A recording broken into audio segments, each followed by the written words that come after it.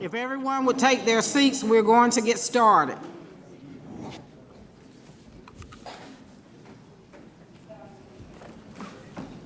Welcome to the Henry County Board of Commissioners, 6:30, Tuesday, October 21st, 2025, regular scheduled board meeting. We're going to begin our meeting with the invocation by Pastor Leonard Himes, and he will also lead us in the Pledge of Allegiance. If everyone would please stand that can.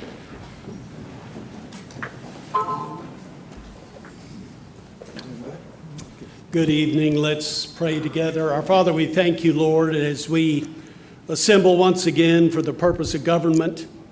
And Lord, we ask you to lead, guide, and direct in everything that's said and decisions to follow.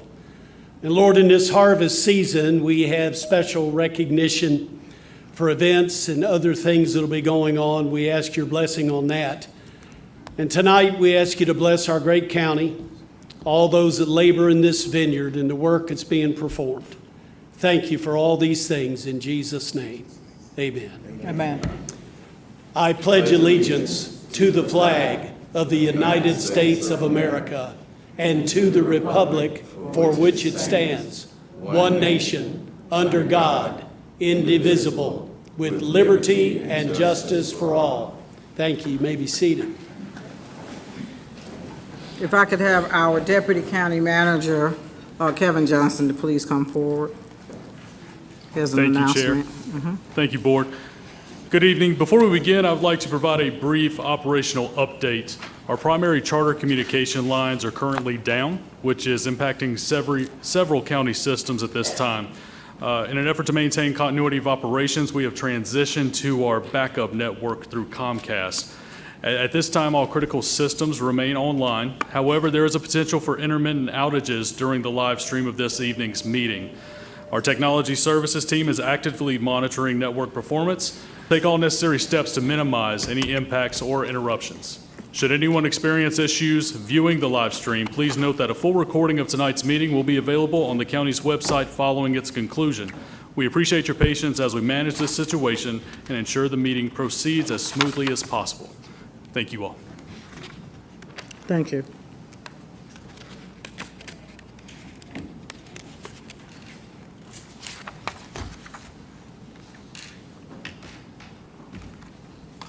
The following item was advertised for a public hearing, has been postponed by staff.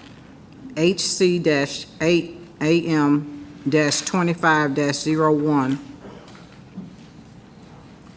The ordinance amending the code ordinance, Henry County ordinance for tethering of animals, that has been postponed. We will also be adding an executive session for property acquisition and pending litigation. We'll begin with proclamations and recognitions. We have a proclamation recognizing October as Fire Prevention Month. Ms. Amber Smith, if you would come forward.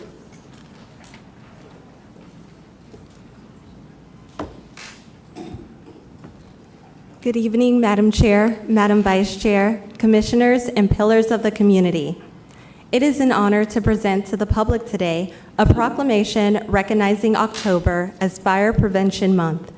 Whereas Henry County Fire Rescue is committed to ensuring the safety and security of all those living in and visiting Henry County, and whereas fire remains a serious public safety concern, both locally and nationally, and the presence of lithium-ion batteries in many household devices introduces unique fire risk.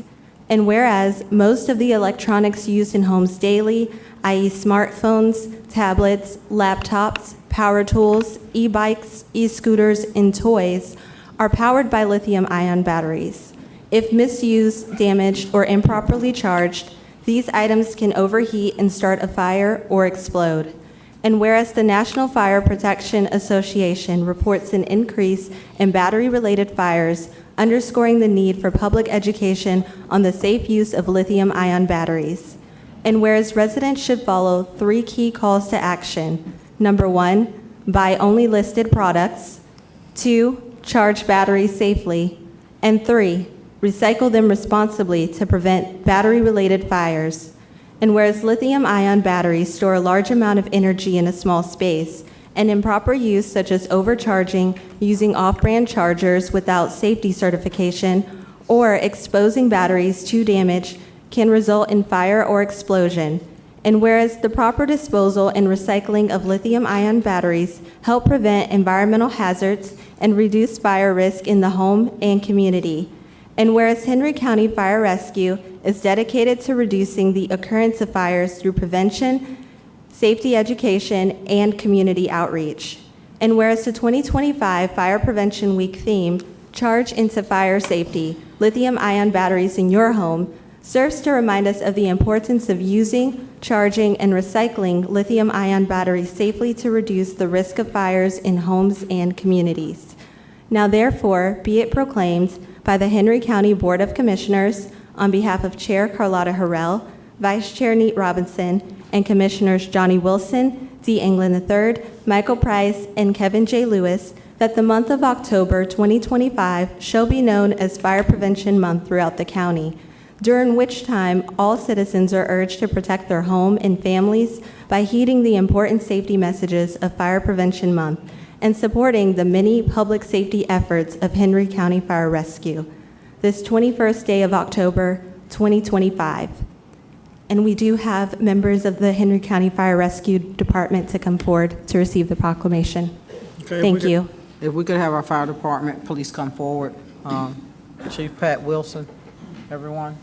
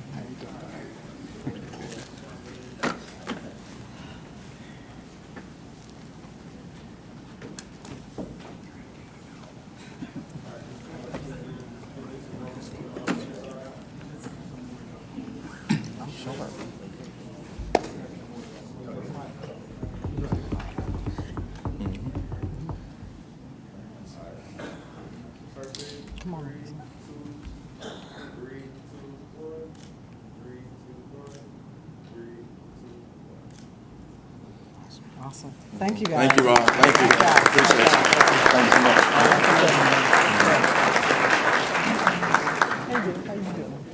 Thank you, sir.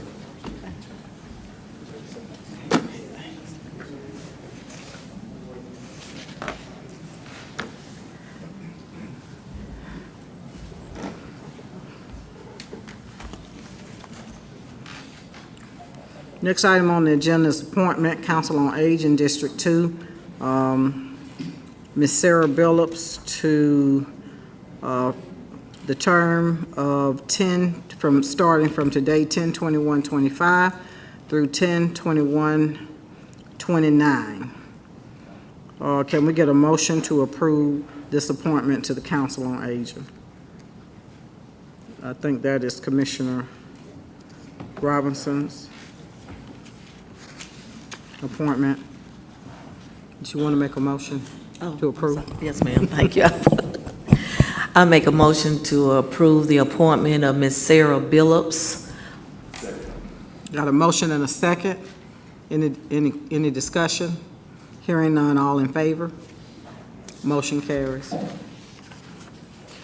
Next item on the agenda is our consent agenda.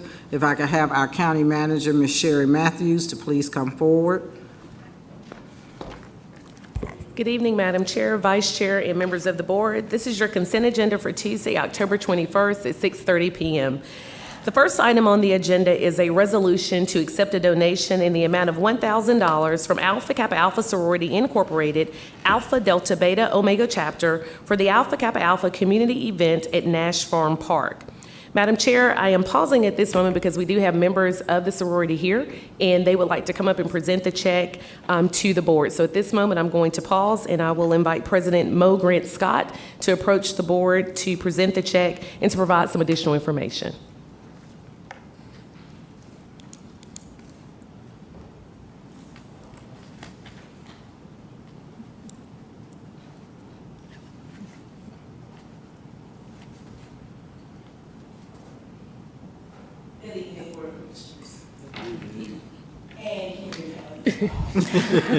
We are, as some of you know, a brand-new chapter of Alpha Kappa Alpha Sorority Incorporated, and we are chartered to serve this county.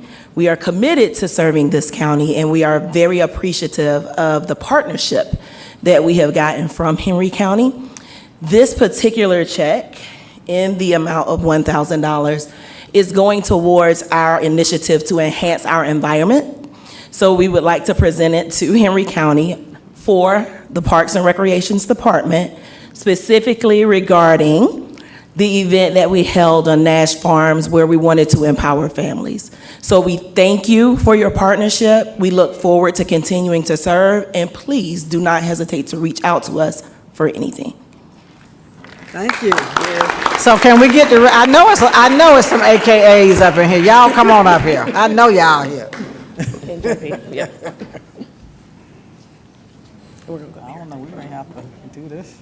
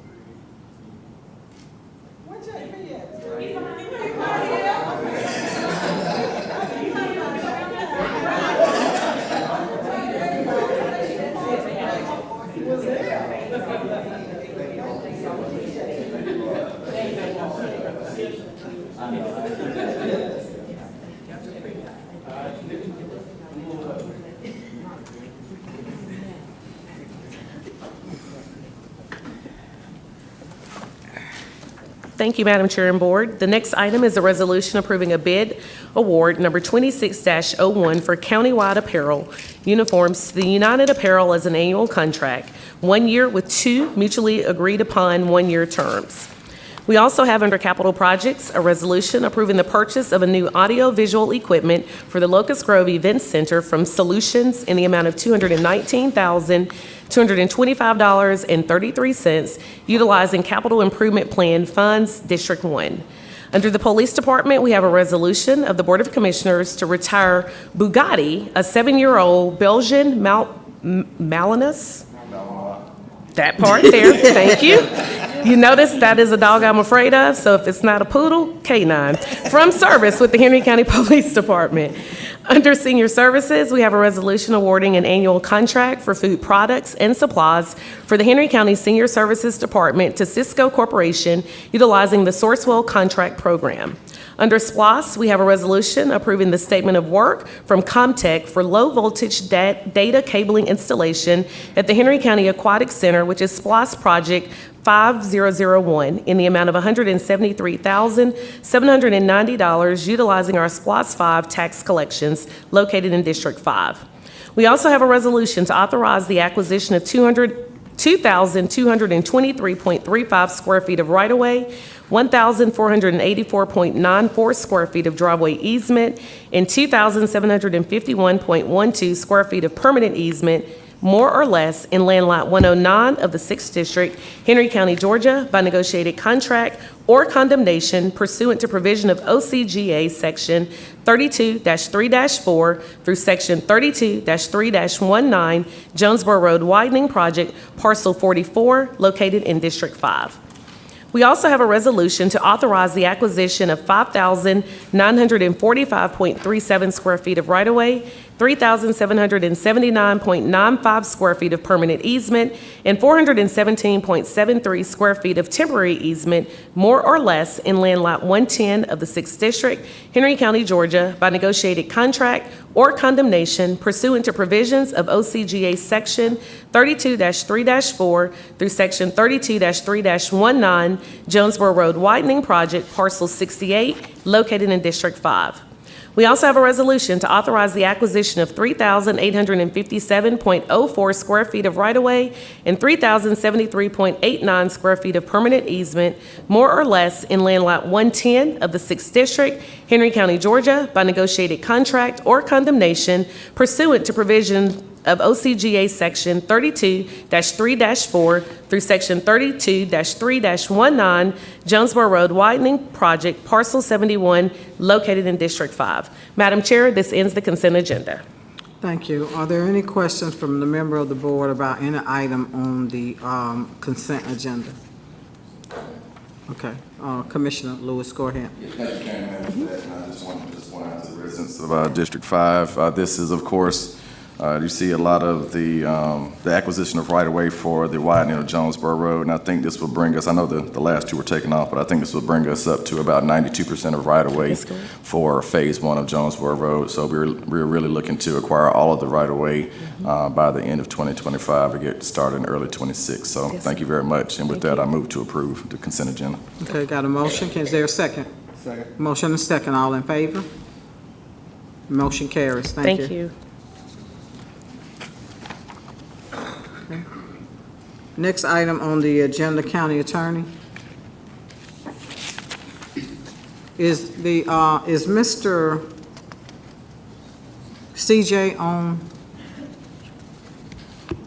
Yes, I am, Chair. virtual screen? Okay. Okay, great.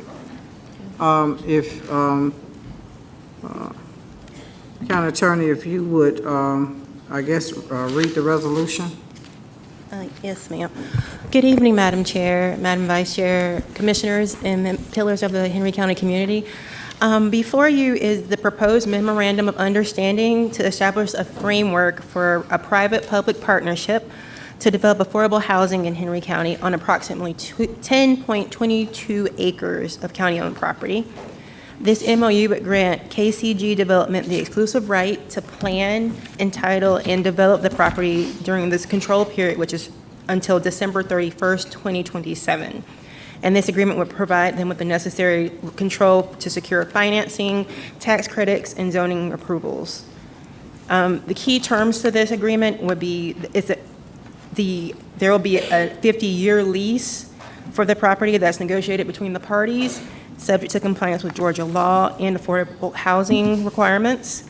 Henry County's role in this would be to retain ownership of the property and cooperate during the due diligence periods and assist with permitting as necessary, and also provide potential waivers or infrastructure support. As the developer's role would be to design, finance, and construct the project at its own cost, subject to successful acquisition of all required approvals and financing. Basically, this is going to give them the exclusive right to develop that property during this control period. However, everything is still subject to the ultimate lease of 50 years, so anything that is sort of missed in this MOU can be covered in the 50-year lease. So we can put timelines in if we need to, project milestones to hit. So if they aren't hit during that time period, the county would have an opportunity to get out of this agreement. Are there any questions? Okay, we're gonna listen, we're gonna have a presentation, I believe, is that correct? CJ, are you there? Yes, ma'am, I am here, and I can give a short presentation if you'd like, or I can answer any questions, whatever is best for the commissioners. How about you do a short presentation? And then the commissioners will ask questions after the presentation. That sounds great to me. If your IT team wouldn't mind sharing the presentation that I sent a little bit ago, that would be great. Just let me know when you all can see that there.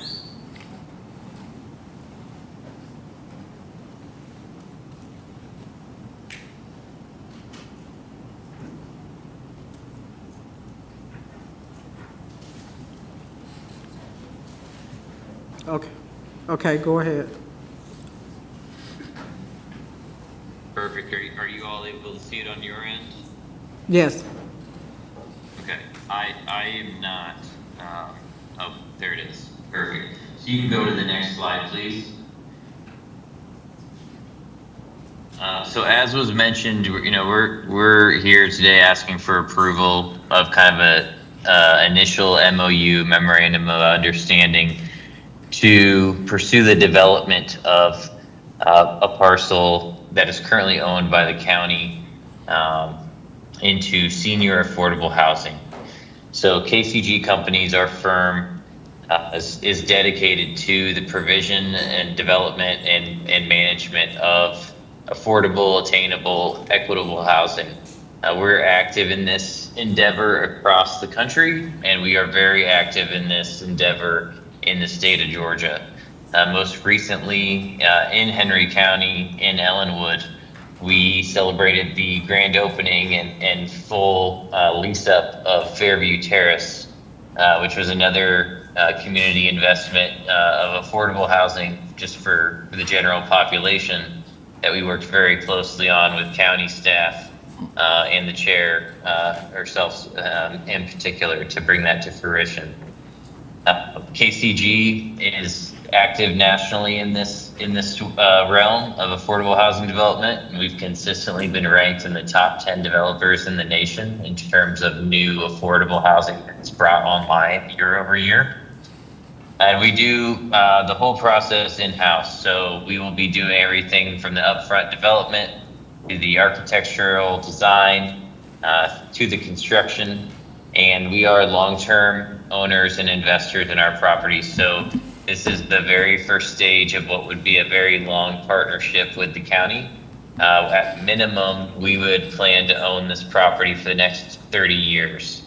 So we are not looking to build this and flip it for profit. We are looking to build this and become long-term community partners with you all here today. If you could please go to the next slide.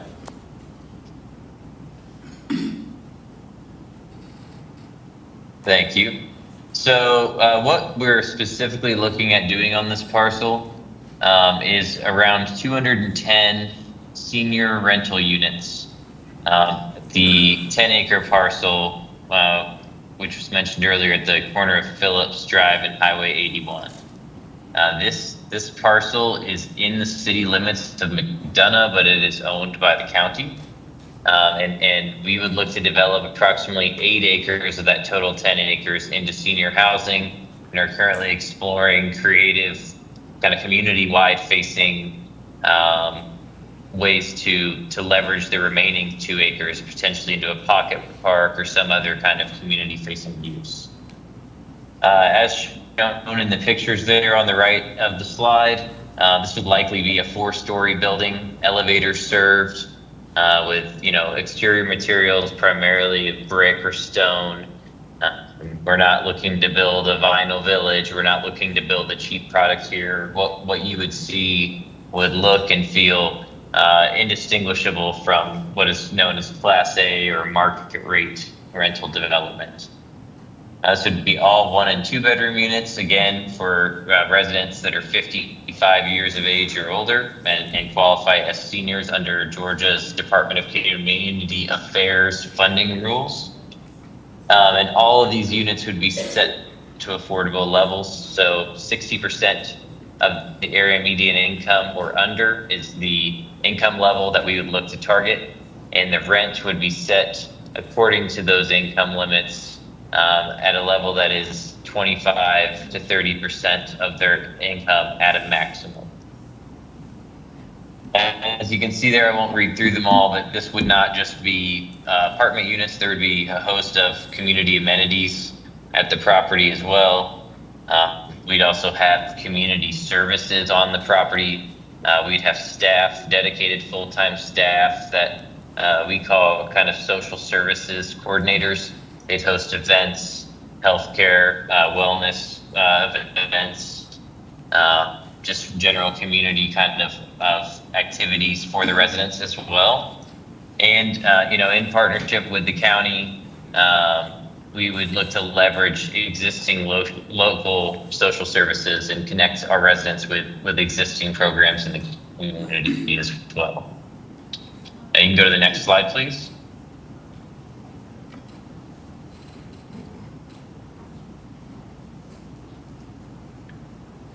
And this is where I'll kind of leave the presentation is with who exactly this would serve. People hear the words affordable housing and all different kinds of things come to mind.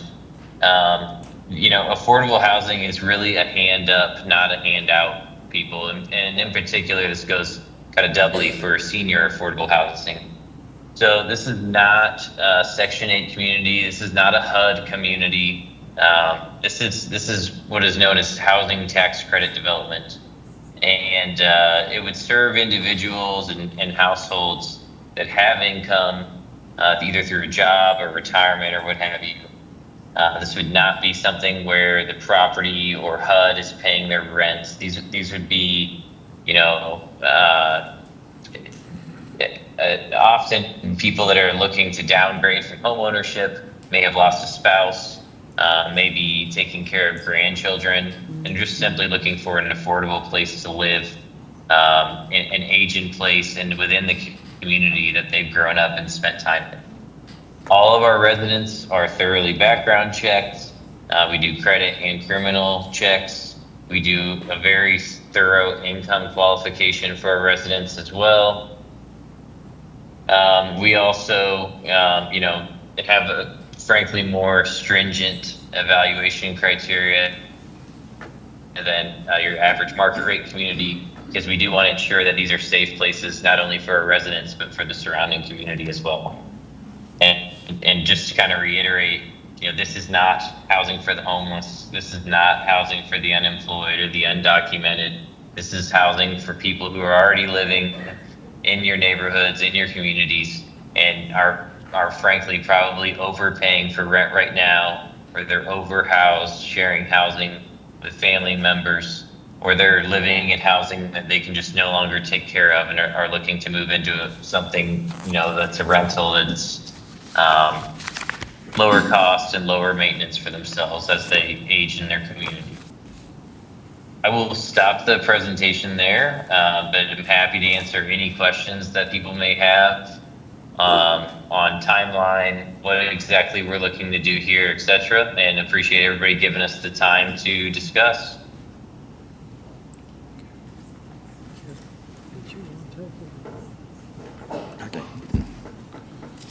Yeah, thank you very much for that presentation.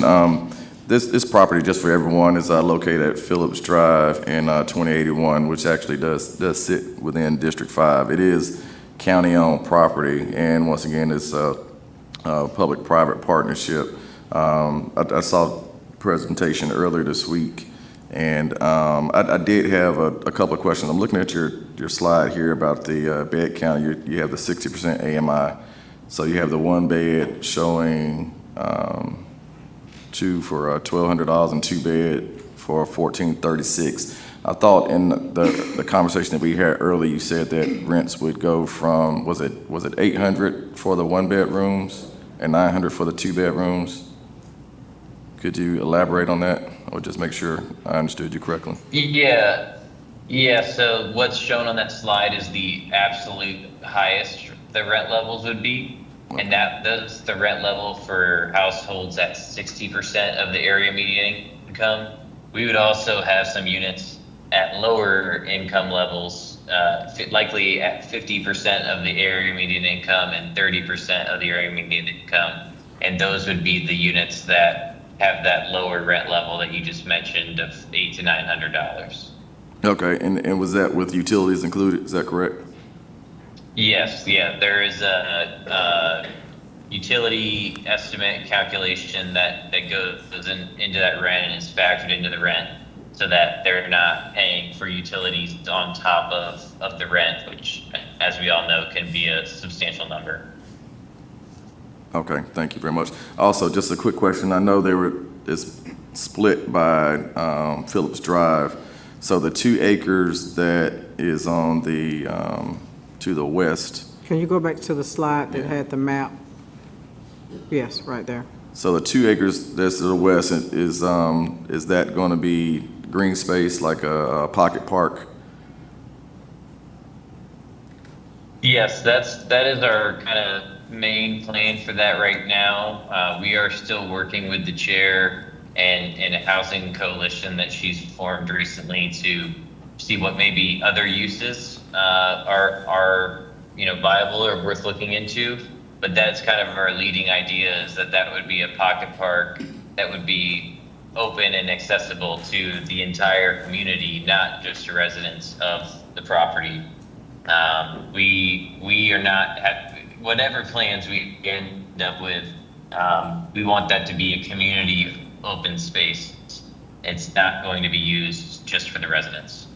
Okay, that was my next question. I just want to make sure that will be accessible to the residents of Blacksville as well. Yes. Okay. I have a question with regards to this particular site. We had been in discussion about, and we have been in discussion for the last couple of years about housing affordability and creating that space for, individuals that are on fixed or fixed incomes.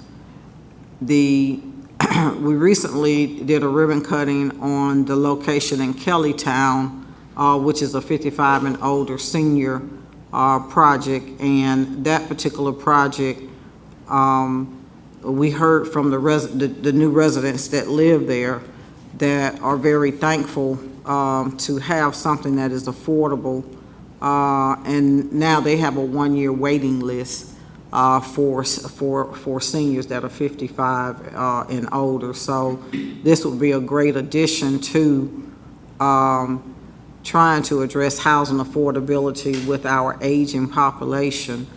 But this particular tract was important because of the census tract. Is that correct? That is correct. The funding that we would use from the Department of Community Affairs is extremely competitive, and as a result, they have a set of criteria, most of which is location-based, that kind of dictates whether or not the state of Georgia and DCA are interested in providing funding or not. This particular tract, county-owned or otherwise, is one of a very short list of locations in Henry County that would be competitive for that funding, and is also, more importantly, a good locational fit for the proposed use of the site as senior housing. So, I guess the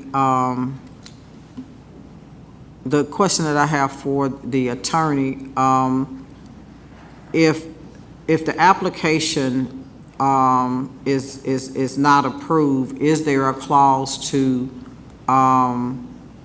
dissolve the MOU?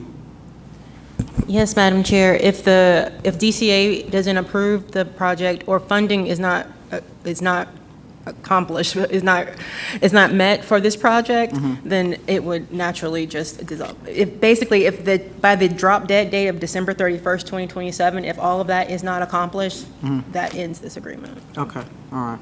Are there any other questions from the board? Commissioner Engler? I have some, and this might be for staff, on this particular piece of property, and I'm not sure, Commissioner Price may remember this. I took a lot of ground balls on that field right up there in the corner, so I know it pretty well. Do we currently have an appraisal on this piece of property? No,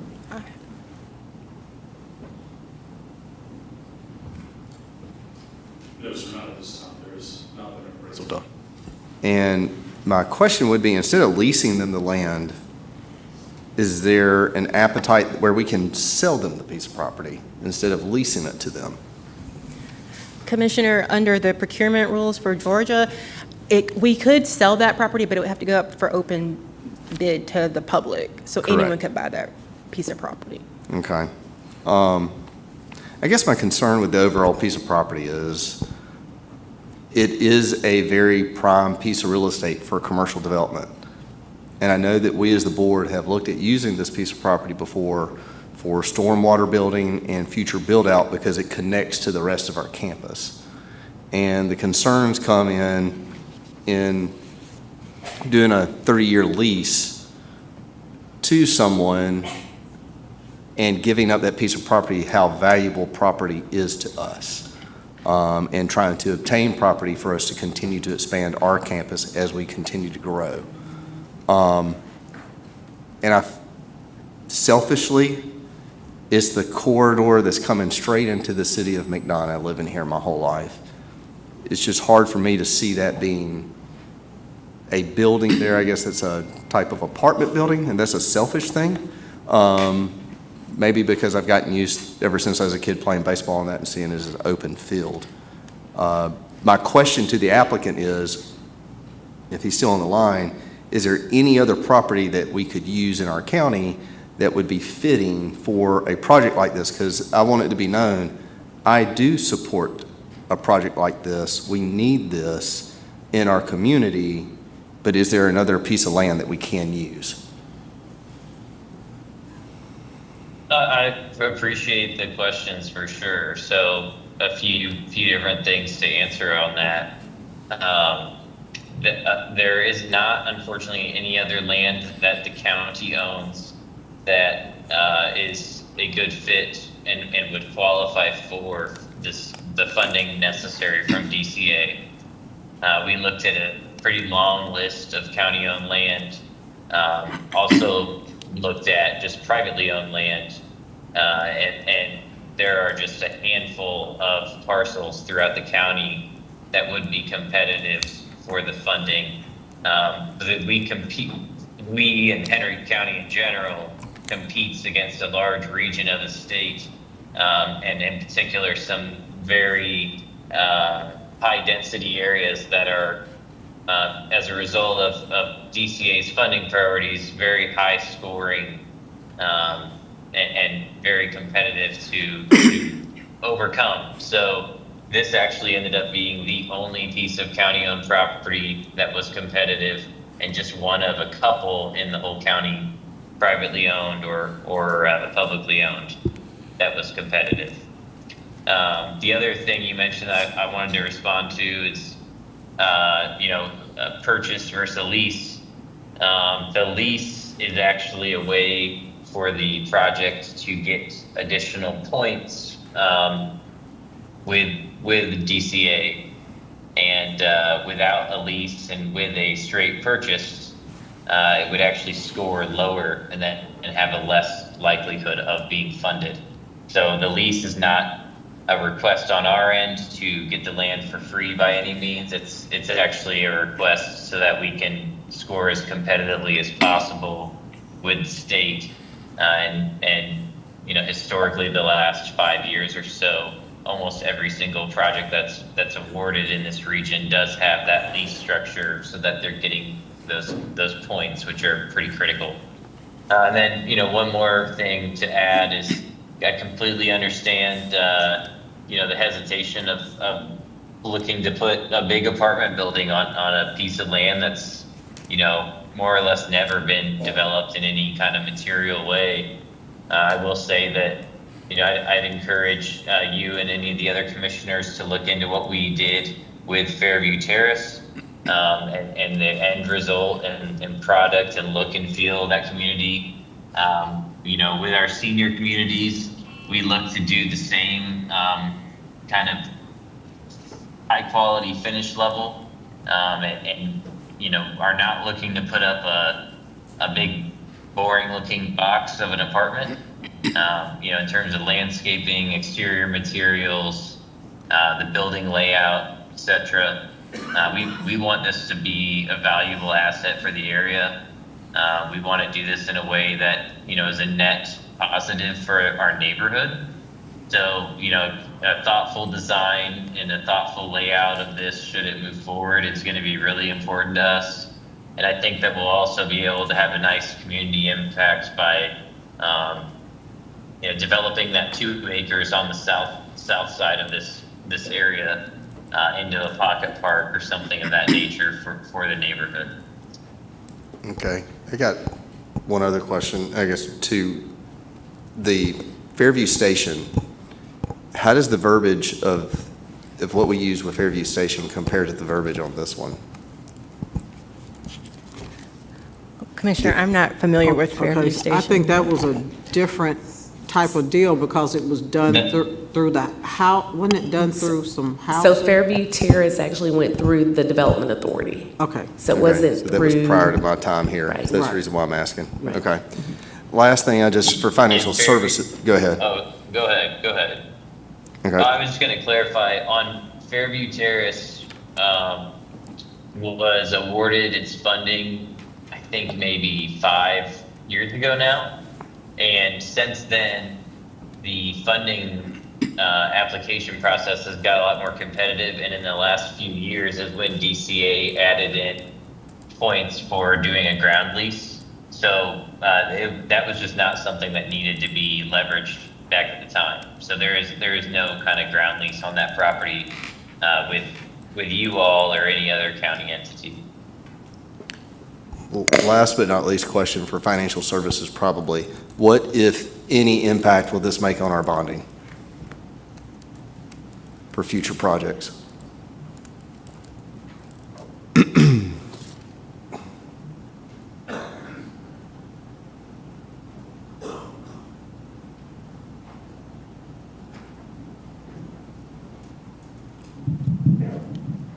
Commissioner, I don't foresee it having any impact on our bonding that we have coming up. Okay. I didn't think so. I just want to make sure I asked the question. Like I said, I support something like this. I think it would be wise, I would yield to my colleagues that maybe we look at maybe just tabling it till next meeting or so, but I'm going to leave that decision to them. So, thank you.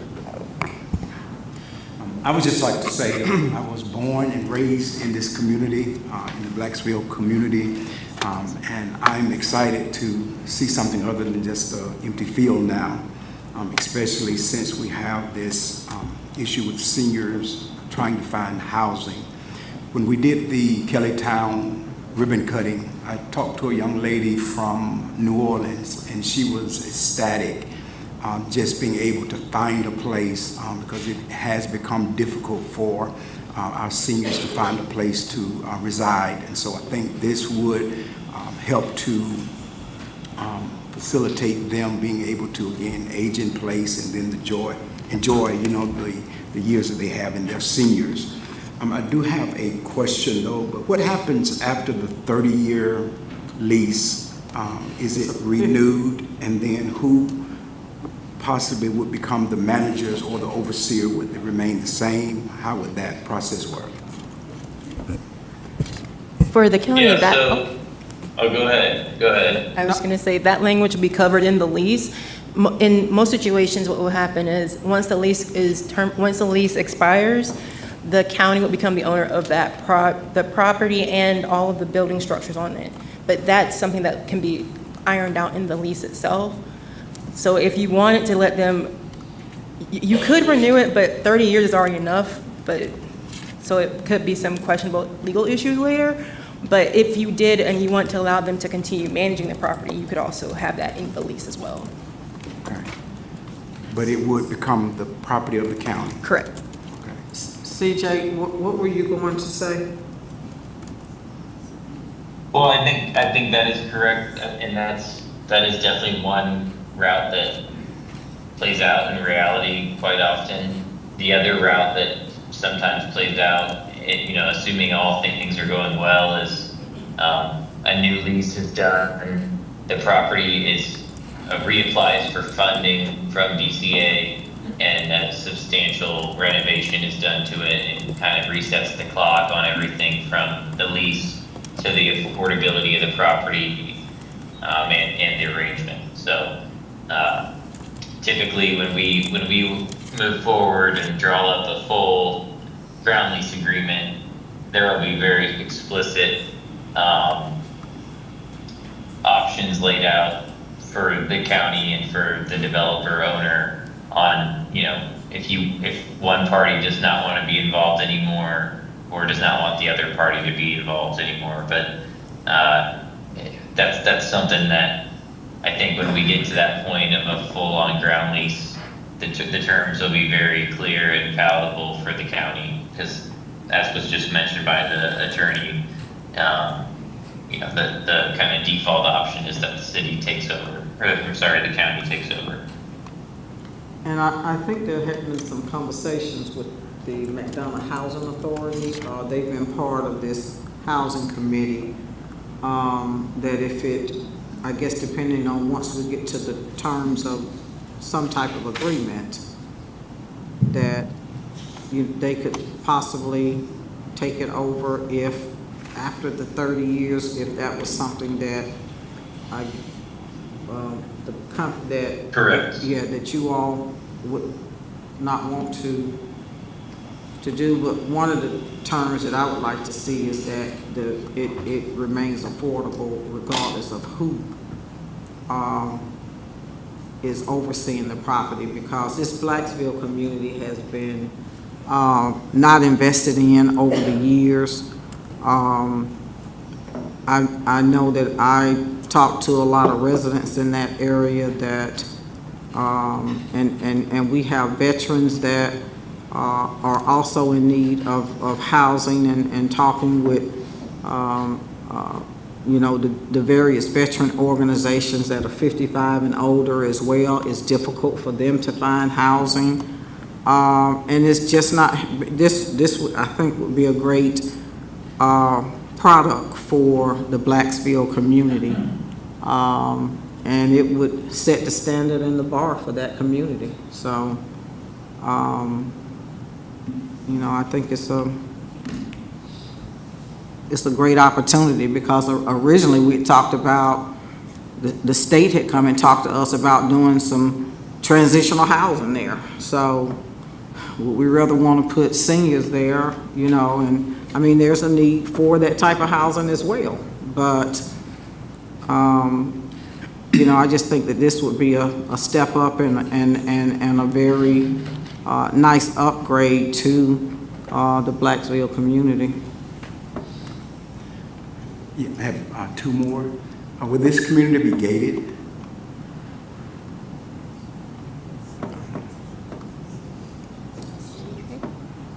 I apologize, I was on mute.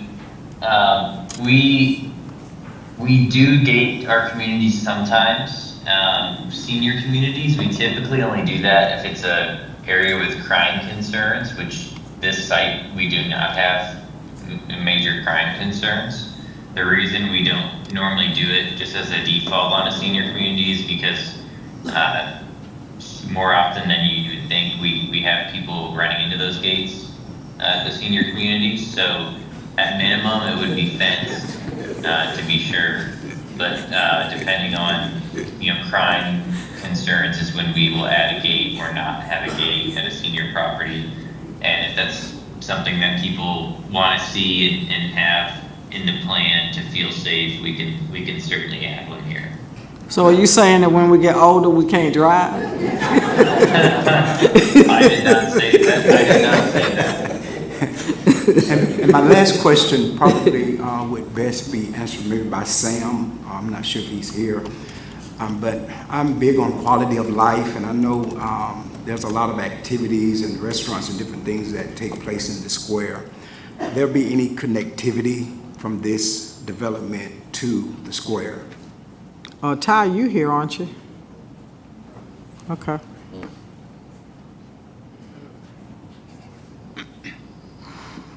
And CJ, do you all provide services as well for as transportation for seniors as well? We will not have like a van or any kind of our own transportation at this property. With it being a 55 and older, kind of our key demographic is often at these, like the 55 to 70-year-old range. And most of them still do have a vehicle. So we are not planning for any kind of on-site transportation at this time. Good evening, Chair, Madam Chair, Commissioners, and pillars of the community. Currently, Henry County provides transportation in this area. We provide our demand response service from 6 a.m. to 5:30 p.m. Monday through Friday, but it's also in the microtransit zone where they can either call into the office or they can go onto an app and request a vehicle, and we'll pick them up within 20 to 25 minutes, as long as they're going somewhere within that McDonough zone. And this property is right in the heart of that. I have one last question. Has there been any, we keep talking about Blacksville, has there been any community engagement yet with Blacksville of what they want at that site? Or what it looks like, just out of curiosity? Okay. So I know that I have had some conversation with the council person that represents that particular district, and she has stated to me that this is something that the community has been asking for, and that this was a project that she definitely supported, and, you know, conversations that she's had with her constituents that live in that community. So, but far as public engagement, no, I don't think, you know, not from our side. I guess my question, would there be time to have that community engagement? I guess is the question. Oh, yes, beforehand. for sure. So typically, we look to kind of get an MOU in place when we're dealing with government-owned land first, and then that's kind of the very next step is community engagement with the local neighborhood, any existing community organizations that are active over this site, and you know the goal of that is to tailor the design of the development, the services that we plan to provide, the amenities, all of that stuff to the feedback that we receive. We would not be applying for funding until next October. So we've got a long runway ahead of us to solicit that feedback and incorporate it into our plan.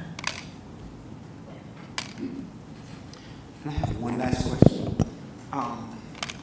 The plans that have been in place now, have the widening of 81 or 2081 been taken into consideration for as the acreage and the square feet of the property?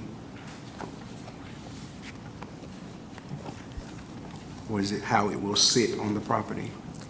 So Commissioner Pike, no plans have been submitted for us to review at this time. Okay.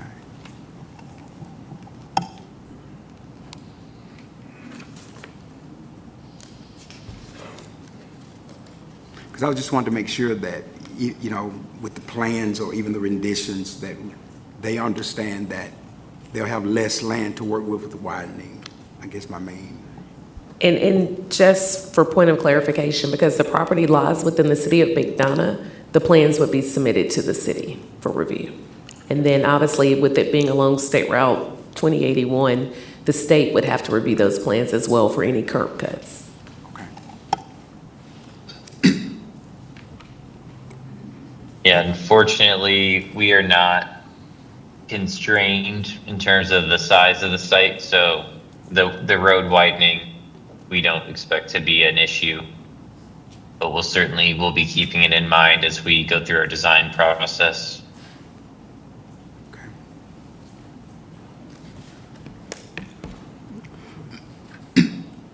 Any other questions from the board?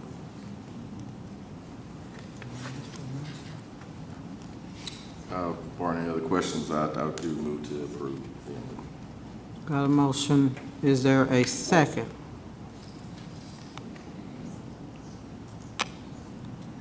Got a A mo- second. Got a motion and a second. Any further discussion? Hearing none, all in favor? All opposed? Motion carries.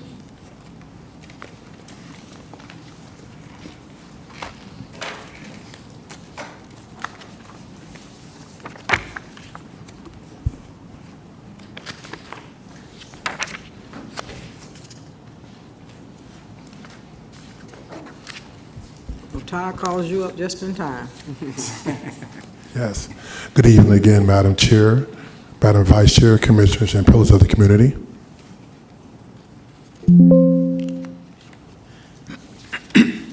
Tonight, I bring to you a resolution of the Henry County Board of Commissioners approving the DHS contract for FY26 for elderly disabled individuals.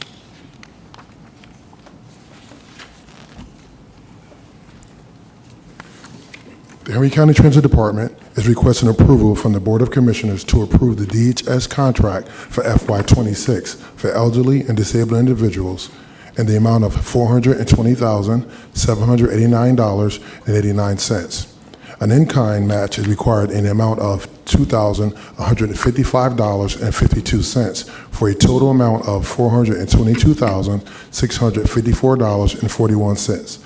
But those in-kind services are met through transit driver labor. I'll take any questions. Any questions from the board? Can I get a motion? Motion. Still approved. Okay. Second. Motion and a second. All in favor? Motion carries.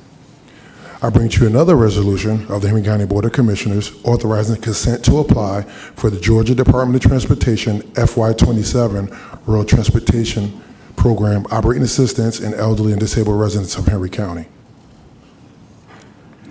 The Transit Department, is requesting consent to apply for the FY27 GDOT 5311 Operating Assistance Grant for Henry County. Pursuant to Federal Transit Administration, Section 5311 Rural Transportation Program, GDOT offers operating and capital assistance to rural transit programs. Henry County has been a participant for the last 36 years in this program.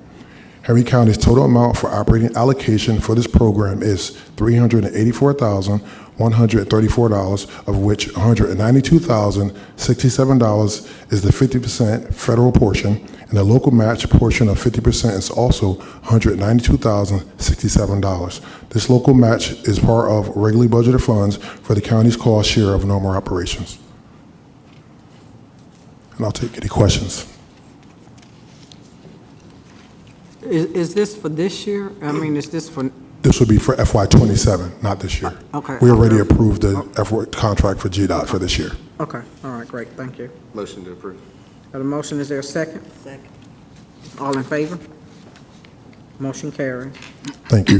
Thank you, Ty. Next item on the agenda, planning and zoning, ULDC Amendment 25-02, public hearing, an ordinance by Henry County to amend various sections of the Unified Land Development Code for animal sanctuary and rehabilitation facilities. Hello, come on. Hi. Good evening, Madam Chair, Madam Vice Chair, board members, and pillars of the Henry County community. The item before you today is ULDC AM 2502, an ordinance to amend the Unified Land Development Code to establish new definitions and standards for animal sanctuary and rehabilitation facilities. The request was initiated by the Board of Commissioners following discussions around the need to establish a clear framework for facilities that care for animals in a responsible and regulated manner.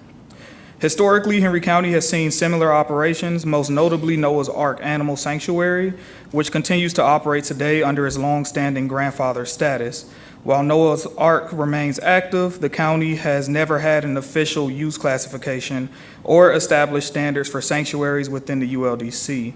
This amendment provides an opportunity to formally define and regulate the use between now and the completion of the full ULDC rewrite. The intent is to ensure that any future sanctuaries or rehabilitation centers are safe, well-regulated, and compatible with surrounding communities. Currently, The ULDC does not contain language specific to animal sanctuaries or rehabilitation facilities. This gap means that requests for these uses must be interpreted under general or unrelated provisions, creating uncertainty for both applicants and staff. The proposed amendment would add this new use under Section 2.03.03 of the ULDC, non-residential land uses and base zoning districts, with the notation CU for conditional use and new section reference 4.03.37. Appendix A of the ULDC would also be amended to include a definition of animal sanctuary and rehabilitation facilities. This definition states that these facilities are operated by a nonprofit or similar entity for lifetime care, rehabilitation, or sheltering of domestic, wild, or exotic animals, where animals are not bred, sold, traded, or used for commercial entertainment purposes. Educational programs and limited public visitations are permitted as secondary activities, but the primary function must remain the long-term welfare and housing of animals. All sanctuaries must maintain valid permits from the Georgia Department of Natural Resources and the U.S. Department of Agriculture if required, and comply with county animal control inspection requirements for domestic animals. This update clarifies that animal control does not have inspection authority over exotic wildlife, and this is a distinction made after consultation with Captain Hopgood from Animal Control. The proposed new section 4.03.37 outlines supplemental standards for animal sanctuary and rehabilitation facilities. Key elements will include conditional use approval within the RA zoning district, excluding subdivisions, a minimum 5-acre site area and 300 feet of road frontage, setback and buffer requirements, including a 100-foot undisturbed buffer around the perimeter, solid 6-foot fence on all property boundaries outside of the public right-of-way, soundproofing for all animal housing, boarding, or rehabilitation structures, design standards consistent with commercial development requirements. Ongoing animal control inspections and periodic check-ins should be required to ensure compliance for domestic animals. Exotic animals will need to be inspected inspected by the Georgia Department of Natural Resources.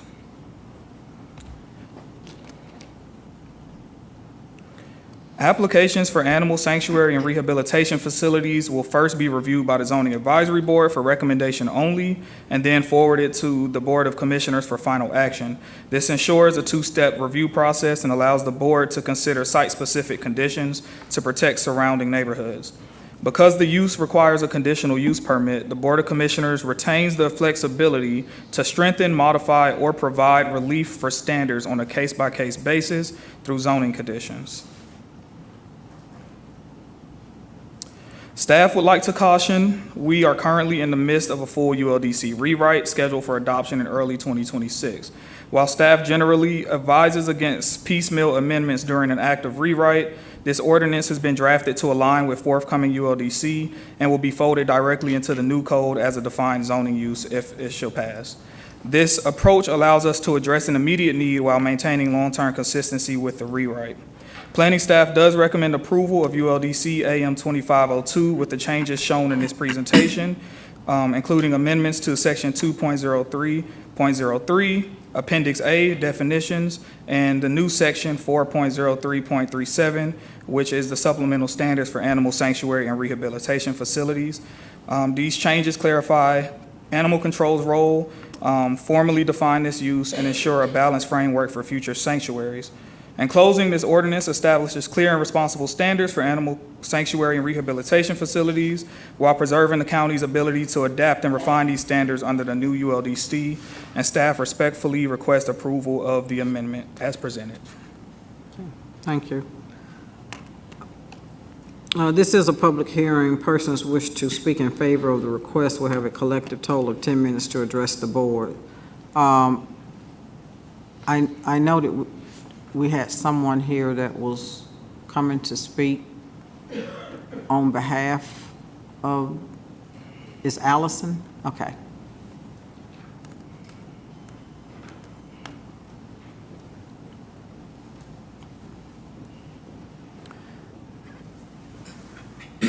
If you would just state your name and address, thank you. Good evening. My name is Allison Hedgecock. Pull the mic down to you. Pull that mic down. Yeah, there you go. Okay. All right. Allison Hedgecock. Is it on? Okay, okay, just a little bit more. Okay, there we go. What about now? There we Yeah, go. there we Okay, go. Allison Hedgecoth, there we go, Yeah. I'm short. Thank you for letting me be here tonight and talk. I am wanting to open up an animal rehabilitation and animal rehabilitation center and sanctuary here in Henry County. Currently, there is no wildlife rehabilitation center in Henry County. It's very difficult for animal control officers when they get calls on wildlife. They get calls on injured deer, animals in people's attics and things like that. And they don't have the resources to be going out and to be addressing these concerns. The closest wildlife rehabilitation center in Henry County would be in Atlanta. And I'm getting calls weekly from people. Not so much right now because it's the fall and it's starting to get cool, but in the spring and in the summer, hundreds of calls come in asking for help. And there's just not enough space. There's not enough, at these other rehabilitation centers across the state, there's not enough room. And so what happens is DNR is getting a lot of calls, the police are getting a lot of calls, animal control gets a lot of calls, and they simply don't have the time or the resources to deal with these things. And so that's why I was wanting an amendment in this land usage code, so that we can make that happen. So tell us a little bit about your background. Like I said, my name is Allison Hedgecoth, and I have a lot of experience dealing with animals, domestic, wildlife, and exotic animals. And to be clear, what I would be wanting to do is not providing a home for exotic animals like big cats, bears, dangerous things like this. I'm talking about more of the animals that kind of get cast off and forgotten, mainly parrots and reptiles. They're the second and third most common pet, and animal controls are really not equipped to deal with these animals because of their high care needs. And I've actually been called in by Department of Agriculture. They want to do a session on training their ACOs on how to go in and recognize different neglect in these species, and then how they can work on getting them out of environments because they just don't have the knowledge to. And so this rehabilitation center would also work to provide sanctuary for those animals that have nowhere else to go because they don't fit into domestic animal categories like dog and cat shelters. You don't see them there, and there's nowhere for them to go. They can't go to zoos, and so they're really kind of left out in the cold. So we're hoping to fill that gap. Any questions from the board? Commissioner Wilson?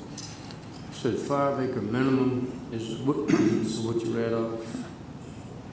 Yes, sir. 5 acre minimum. Is that for the facility or a total of 5 acres? Because you said this was it could be put on RA zoning, right? Yes, sir. So there's a residence or dwelling on that. So you requiring just 5 acres for this new facility or total? total for the use. So 5 acre minimum for the animal sanctuary use itself. So you're talking about 5 acre minimum for the facility? Yes, sir. All right, so on your fencing, 6 foot solid fence? Yes, sir. Correct? Yes, sir. Now, go back to the fencing. Does it say the fencing is in front? So it says a solid 6 foot privacy perimeter fence shall be installed and maintained along all property boundaries outside of the public right of way. So you have to put it in front? All the way around. So does that meet our fence code? Well, yes, it does. Okay. Yes, sir. All right, that's all I have. Thank you. Any other questions? Madam Chair, a point of order. This is a public hearing, so you're still taking comments. Oh, okay. Oh, okay. I'm sorry. Thank you. I'm sorry. Okay. Anyone else wishing to come and speak in favor of this? Okay. Anyone wishing to come and speak in opposition of an animal sanctuary? Please come forward, state your name and address.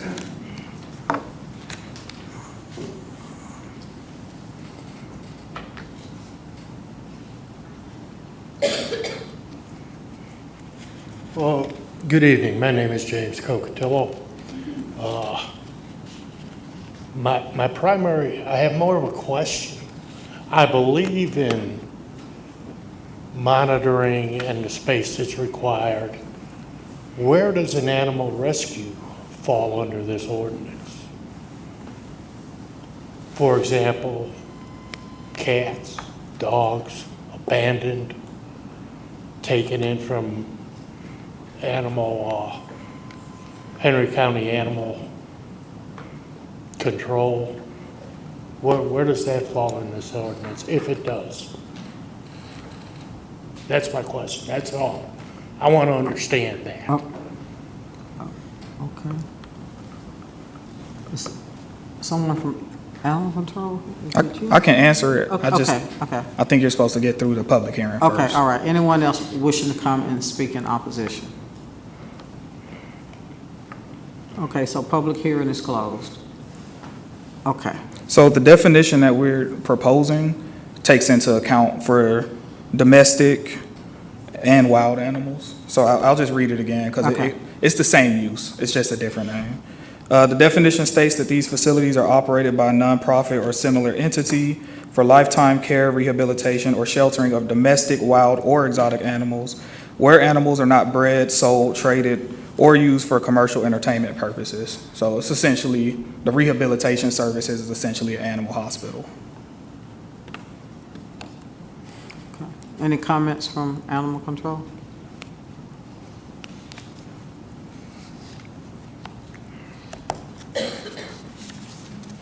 Good evening, Madam Chair, Madam Vice Chair, Commissioners, and pillars of the community.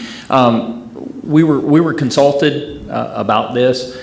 The only restriction that we had is that we can only enforce the caretaking of the domesticated animals. We're not able or equipped to do wild or exotic animals. Those are left to USDA and our DNR personnel.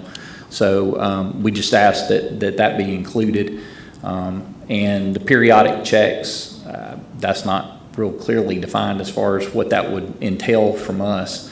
But anytime we have a complaint that deals with the care or welfare of animals, we respond, so. Okay. Kamal, in one of the requirements that they have to be certified or have certifications from DNR and I think it's the Department of Natural Resources. So Yes, ma'am. Isn't that who oversees exotic or wild? They oversee the confinement aspect Okay. of exotics. Mhm. The USDA is over the care and the welfare of all animals. Okay, all right. And I think that's part of what the code says. It is. Okay. Any other questions from the board? Commissioner England? My question with the Animal Sanctuary Rehabilitation Center, and is 5 acres enough? And I guess is that mandated somewhat through what y'all were just saying with USDA in that? Is there a certain minimum that they typically require in that? They don't typically require a minimum. Our staff believes 5 acres is enough, especially with the buffering and the fencing requirements that we're requiring. This still has to go through conditional use processes. So if a request comes forth, it still has to go through a public hearing where citizens can, come out and speak to whether they're for or against at that time, and additional conditions can still be added to it. But do I think 5 acres is enough? Yes. Okay, so you may answer my question then. So if you had someone who came up with, let's say, 10 zebras, obviously 5 acres isn't going to be enough Right. coming from a farming family. Right. Never farmed zebras, but all that being said is, y'all could then make certain requirements that they would have to have a larger parcel of land. Yes, sir. Okay, Or that's all. it'd be the pleasure of the board to just deny it based on health, safety, and Health welfare. safety, that's all I need to know. Okay, thank you. Any other questions? Yeah, I just have a question. I'm just, the exotic animal part is what's giving me pause. So if you're saying that even with the ULDC amendment, it's still going to have to come before the board for each? Yes, sir. So what's the purpose of the ULDC amendment if it still has to come before the board for each? The use doesn't currently exist in our ULDC at all. Okay. So it's not, someone couldn't come and ask for it because it just doesn't exist. We don't have a way to regulate it. So when you add the exotic animal part in, and then you start talking about monitoring, so our current staff is going to monitor each of these. So what's the monitoring? The monitoring comes from the Department of Natural Resources and the USDA. So that's not something Henry County's animal control is equipped to handle. And we've had that conversation with Captain Hobgood. So the regulation to even get the licenses, it has to come from Georgia Natural Resources, and they do yearly inspections as well. Oh, just a yearly inspection? Yeah, or if problems arise and somebody calls and complains, I'm sure they'll come down and. So once again, when you open up the exotic animals, that can be anything? Yes, sir. So somebody can have a tiger on Flippin Road? Yep. If the board votes for it, then if the board chooses to vote for it. There's some 5-acre tracks on Flippin Road. Oh, the golf? Yeah, there could be a Rum Creek golfing with, yeah.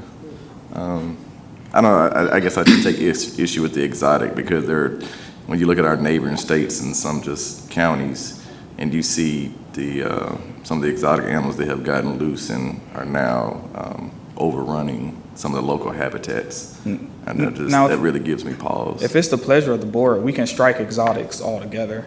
It sounds like what the lady that came to speak in the lady that spoke earlier, it sounds like she just wants to do birds and snakes. So we can strike exotics from this ordinance, and it's literally just striking a word. If that is the pleasure of the board. Yeah, that's just the exotic part is the concern for me. So I imagine, like, when you say wild animals, like if there's a deer that needs to be rehabilitated, you could still do that here. You just don't want tigers and big cats and things. And anacondas and yes, sir. Everything else. So Allison, can you come to the mic and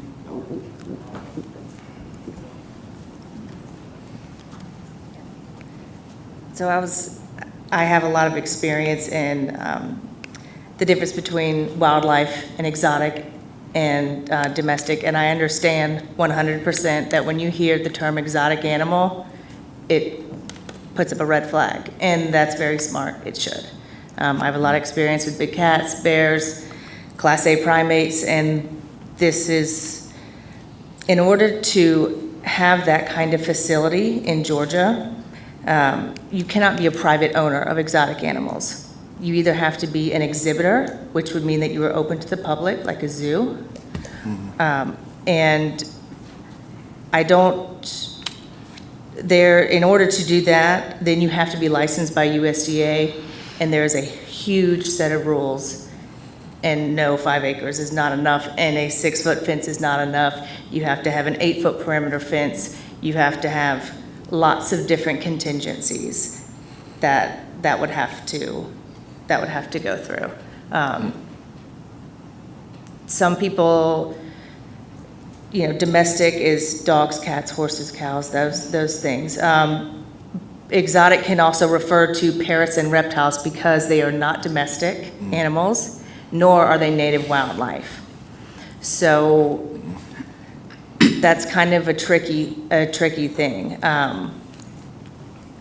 But Georgia Department of Agriculture does regulate parrots and reptiles along with dogs and cats. It's actually the same license. It's called a companion animal shelter license, which is what I do currently have. And so I'm inspected yearly by Georgia Department of Ag or sooner, whenever they want to come by.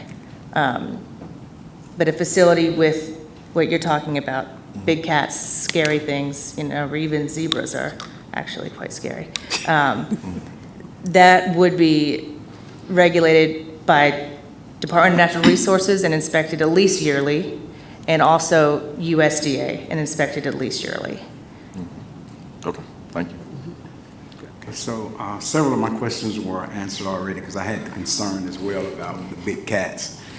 because I just didn't want people creating these rehabilitation and sanctuaries, and everybody is using that as an excuse to bring a big cat in. But what types, again, are you looking to rehab, like types of animals specifically? So specifically, I want to do native wildlife rehabilitation, and that requires a permit through the Georgia Department of Natural Resources. Those are animals that you find outside, in your backyard. Birds, squirrels, possums. And then there's another set of license that you can get later. It's called an RVS license. It's for rabies vector species. Those are animals that can potentially carry the virus but don't show symptoms. Those are raccoons, bats, coyotes, fox, and skunk. Eventually, I would also like to do that and do birds of prey as well, so hawks, owls, things like that. That's the native wildlife side, and then on the exotic pet side, reptiles and parrots, reptiles and pet birds. What's your potential capacity for the number of animals you think you would be prepared to take in? And then the follow-up question to that, will this be an individual or will you have a staff? How would you? So at the current location, well, let me start. So with the native wildlife, the population, the residents are going to be very sporadic. So in spring, you could have 100 baby birds for 2 weeks, because within 2 weeks, they're ready to be released and they're gone. As far as, and those are kept in, small cages indoors, they have to be fed a lot. So this isn't so much something outside. For parrots and reptiles, there's not that much space for parrots. Maybe 50. That's just a number off the top of my head. I think depending on the species, some of them are this big, some of them are this big. And so I think it kind of depends. But I'm not looking to, charge money, be a facility where people come in and look at animals. This is strictly, it's going to be educational. We're going to be going into schools, teaching about native wildlife and compassion to all life. And then rehabbing our native wildlife and providing a forever home for animals that have nowhere else to go. So will you be doing this yourself or will you have staff to help? Myself and my family, my sister-in-law and my husband, and volunteers. And one last question. Where will you get the funding from to do the medical, feeding? And So being a nonprofit, it would be 100% public donations.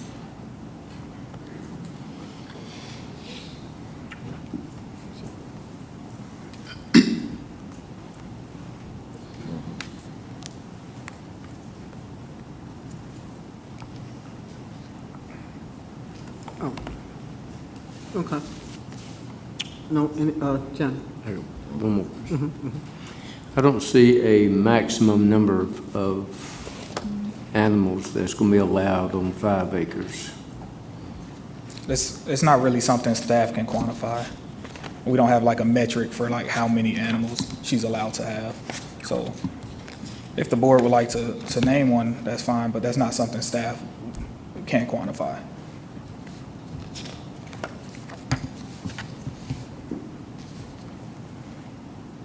Could that be addressed in the conditional use? Yes, sir.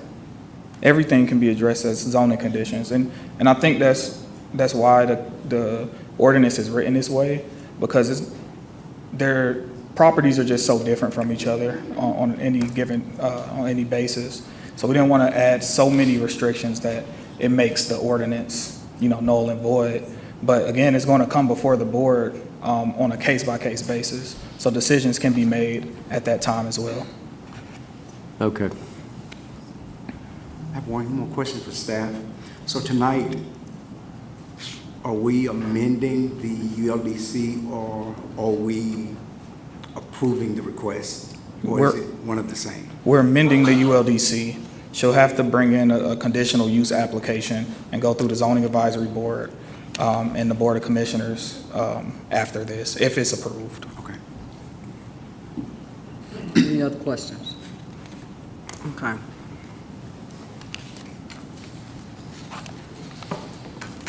No other questions. I'd like to call for a motion to approve the ULDC ordinance amendment.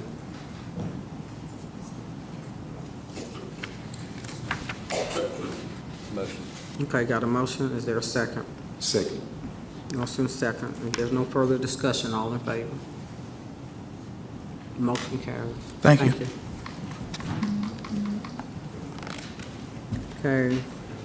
Annexation -25-07, the City of Hampton has received a request for annexation of property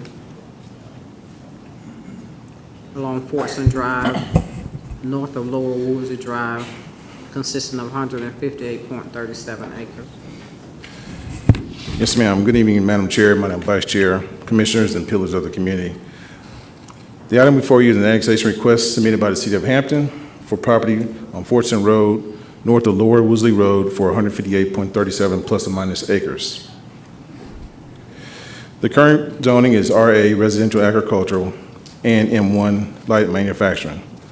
The owners of the three subject properties have submitted an annexation application to the City of Hampton requesting annexation using the 60% method, allowing signatures of 60% of the landowners to initiate an annexation request. Signatures from the remaining owners must be acquired within 1 year from the time of the first signature is obtained. As per application materials, the City of Hampton proposes to annex the subject properties from the current zoning classification of RA and M1 to the City of Hampton's equivalent with no changes in zoning or future land use map designation. The request would exacerbate or make worse an existing island or unincorporated territory which is prohibited as per OCGA 3636-4. An island, in this context, refers to a piece of land that is completely surrounded by city property, but is not a part of the city itself. Although it would appear that the annexation would not create a substantial or significant change in zoning or land use, increase in density, or increase in infrastructure demands, it would appear that the annexation request would exacerbate or make worse an existing island or unincorporated territory and is prohibited as per OCGA 3636-4. Planning staff is in the opinion that grounds for objection to this annexation request are present as per OCGA 3636-4. And I would like to add that this is the annexation that was heard back mid-August, in which the board did object to that request. And the only difference that we could really see is that a notice was sent to the Board of Education in this annexation request. And with that, I'll take any questions.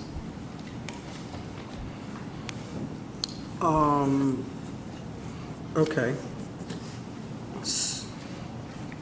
So, can you explain to me where the island exists? Because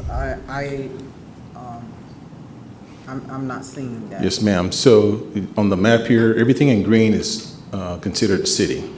Okay. Okay. And so basically, everything is completely surrounded by the city, and there's no access for, I say access, but there's no connection for the county. So in essence, up there in the pink where it says PD, you see at the top right, that is considered unincorporated. That's the airport, or maybe the racetrack. However, if it wasn't completely surrounded by the city, it would be okay. But as you see on the map, it is completely surrounded. So it's basically making it an island, just as if you were out in the ocean in the middle with nothing but water surrounding you. So what they're trying to annex is in the gray, It's in the yellow, outlined in yellow. outlined in yellow? Yes, ma'am, which is gray and white. Okay, and so how does that create an island? I'm not seeing that. So you have Clayton County to the left, and the city is in the green. So it's surrounded by the city. So there's no for lack of a better word, I access. guess what I'm saying, if you're saying that they're going to annex what is in the yellow. Right. Highlighted in the yellow Right. to, I'm assuming, connect with the green. Correct. How does that create an island from the gray? And I guess, I'm assuming this pink over here is a community. Correct. I'm just trying to understand how that creates an island. Right, so it's going to make it worse. So essentially, it's already an island, as is. And so if they annex what's highlighted in yellow, it's going to worsen that island that's already created. What island? The gray part is the island. Yeah. But, so what you're saying where the gray part is But that's, so the rest of the greenery around here, you can't access the gray part from any of the greenery? that's Clayton County. I mean, I know what you're saying. So I don't know how to further explain it. I mean, so the green is here. What you got?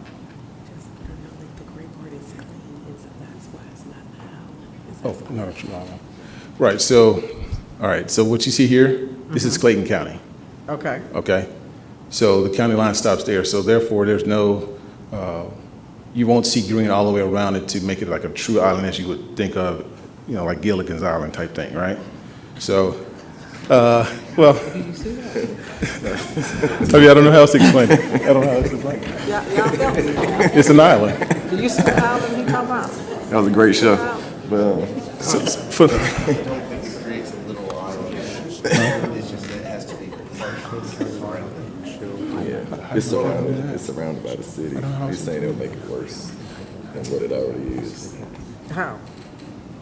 So I did that. Then this would just be left. Okay. So I know what's Yes. This is the only unincorporated. Everything around it is city. That's unincorporated. This is unincorporated. So if you make that city, then this is just left to be the island, as opposed to all. I mean, it's still the same. But you got access from other areas. It- Okay, all right, no, okay, well, we're not gonna argue about whether it's an So- island. Okay, I don't- Commissioner my apologies, I Wilson, don't have to this further is explain in that. your district, I'll leave it to you. So I don't see the island. And it's just a little piece of county left. Yeah. Can you point out the piece of property that we objected to on the last annexation request from the city of Hampton? That's it. This is it, the same one. This is the same property. So we got 3 different properties here. Correct. And so this is the piece that we filed an objection is where, the light gray or dark gray? It's all 3 pieces. All 3 pieces? Yes, sir. So we filed an objection, why are we hearing about it again? So they resubmitted, okay, and they added the school board to the conversation, which is part of the rules for annexations. And so they resubmitted, and so therefore we're presenting it today. So you saying the staff is saying this is a grounds for objection? Correct. Okay. Again? Yes. Nothing really changed that we could see. Okay.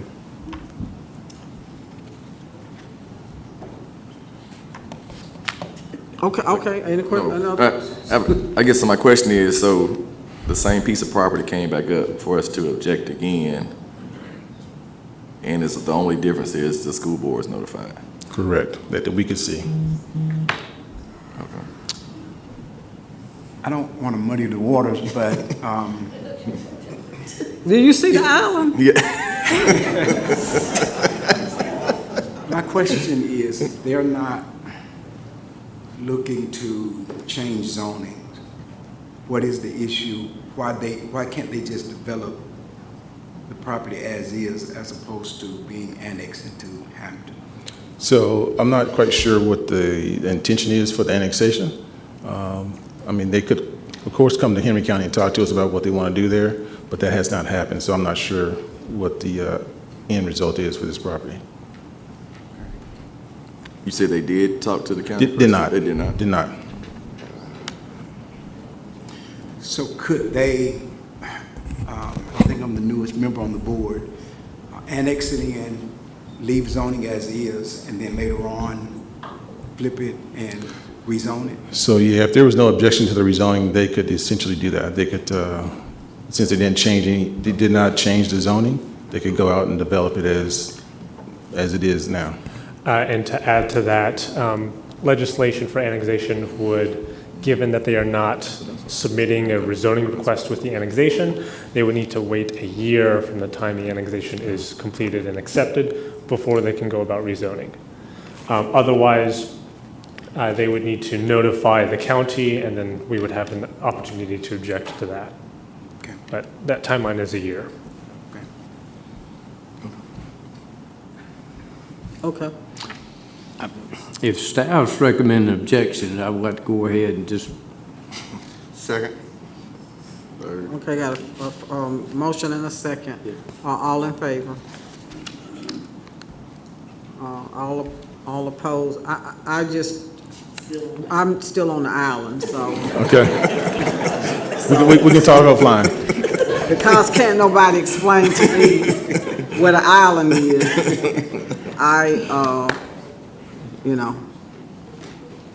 All right, thank you. Thank you. Okay, next item, I'm sorry. I'm sorry. Can I get clarification? Are you abstaining or objecting? I vote no. Okay. Or, I mean, yeah. Yeah, I just need to know, I don't, okay. So Madam Chair, Yes. let me make sure, because the clerk asked if you were abstaining or objecting to. I'm not objecting. Correct, but I believe the board just voted. They voted to object. To all. Everybody but me. Voted to object to it? Yeah, they objected to Okay. it. They are following, Staff's recommendation. Staff's recommendation. Perfect, thank you. Okay. Okay, Kenta, your turn. Okay. This is for MC 2503, Cabot Creek Consulting for modification for property located Old Conyers Road. Good evening, Chair, Vice Chair, board members, and pillars of the Henry County community. Request before you is for a modification to zoning conditions for property located on Old Conyers Road, west of Highway 81. I'm sorry, west of Highway 138. Subject property was rezoned from RA to R2 in 2006 for the purpose of a 194-lot single-family subdivision. Modification to conditions for that resolution was later approved in 2008. It does have some other zoning history related to a conservation subdivision in an appeal. But for the purposes of this request, I want to highlight that original 06 rezoning and that 08 modification request. The applicant is seeking to modify the zoning conditions pertaining to the minimum home size and materials that were established at that 08 modification request. The existing, and that language as proposed by the applicant is shown there, condition 11. Reducing that home size, average home size to 2,300 square feet with a minimum of 2,000. Also some modification as proposed for materials. The existing subdivisions in the area range in a minimum home size from 1,500 square feet to 2,400 square feet, so this kind of falls right in that center there. Additionally, there are existing subdivisions are varied in exterior materials. A request as proposed would maintain the original intent of the home size conditions and maintain a home size on that higher end of the spectrum. The modification request, of course, opens up the floor for any and all changes to the conditions. With this, staff has taken the opportunity to update some of the conditions to resemble current standards and to add some clarifying language to the standards of the overall subdivision. So in red are the changes, the added changes, I should say, that staff is including with this request. For some of these added conditions, language on amenities, preservation and consideration for the existing cemetery on the site, 5% rental cap, and elevations to be no elevations to be replicated within a 6-lot vicinity, elevations approved by planning staff. So again, bringing up a lot of these conditions to the current standard and adding those that I highlighted there. Property does have that zoning entitlement for 194 lots, whereas the site plans submitted by the applicant indicate a total of 128 lots detailed here and split with the creek down the center.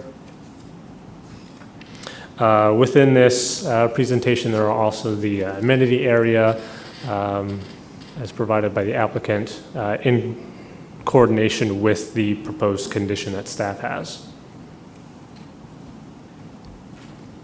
Back to those amenity areas. This regards the tree buffer along Old Conyers Road, as well as preservation and consideration for the existing cemetery on the site. With all that being said, staff does recommend approval of the applicant's request with modified conditions to reflect that is shown on the screen. 5 there, for example, is that 20-foot undisturbed enhanced landscape buffer along Old Conyers Road with an additional 60-foot landscape to remain undisturbed. Owner occupancy, 5%. Minimum home size to be reduced as per the applicant's request down to that 2,000 square feet, average is 2,300. With all that being said, again, staff does recommend approval, and I'd be happy to take any questions. Okay. Do we have the applicant here?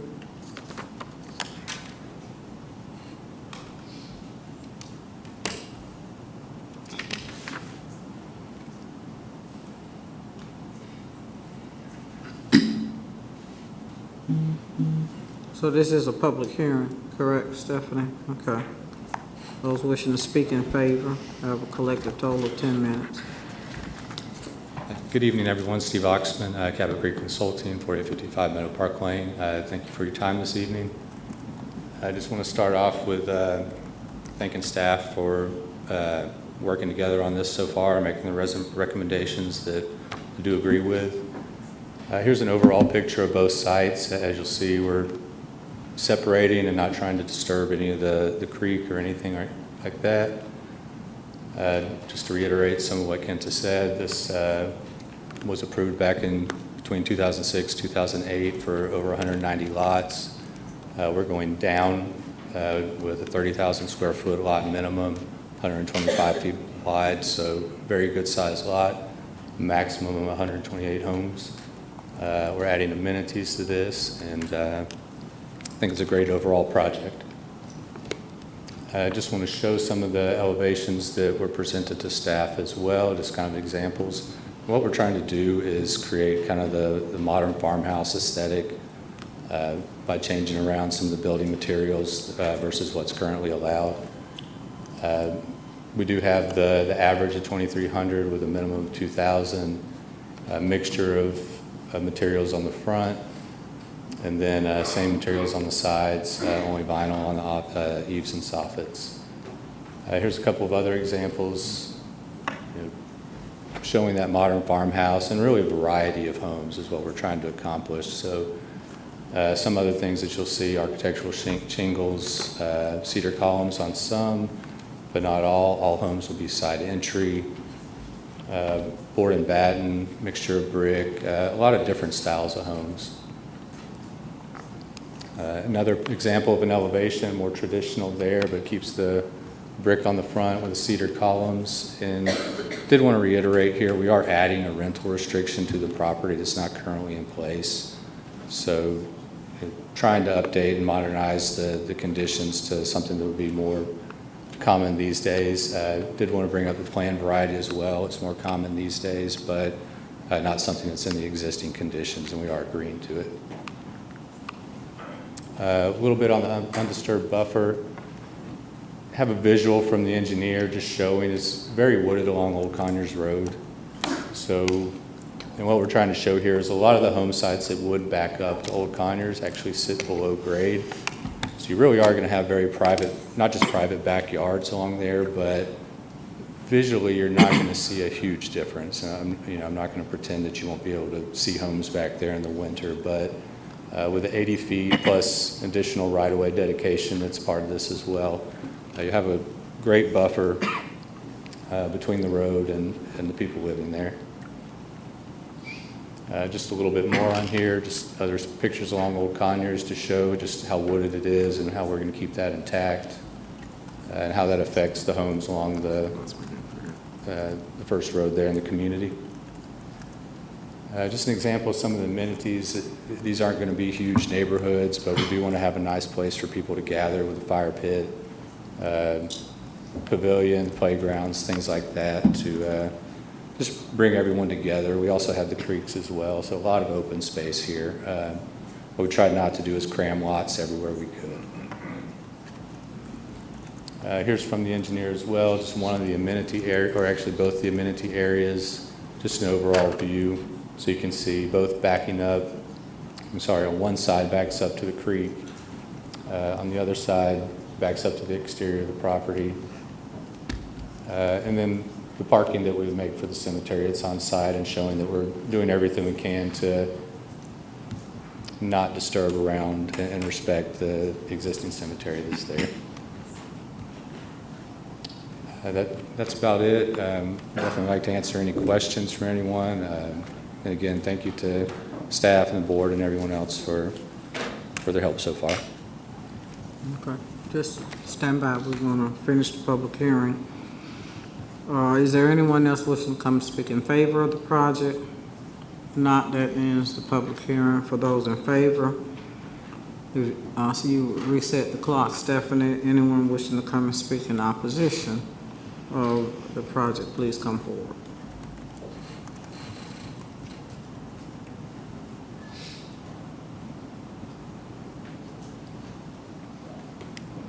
Okay, this concludes public hearing.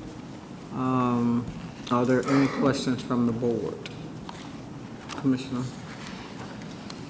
On your condition 14,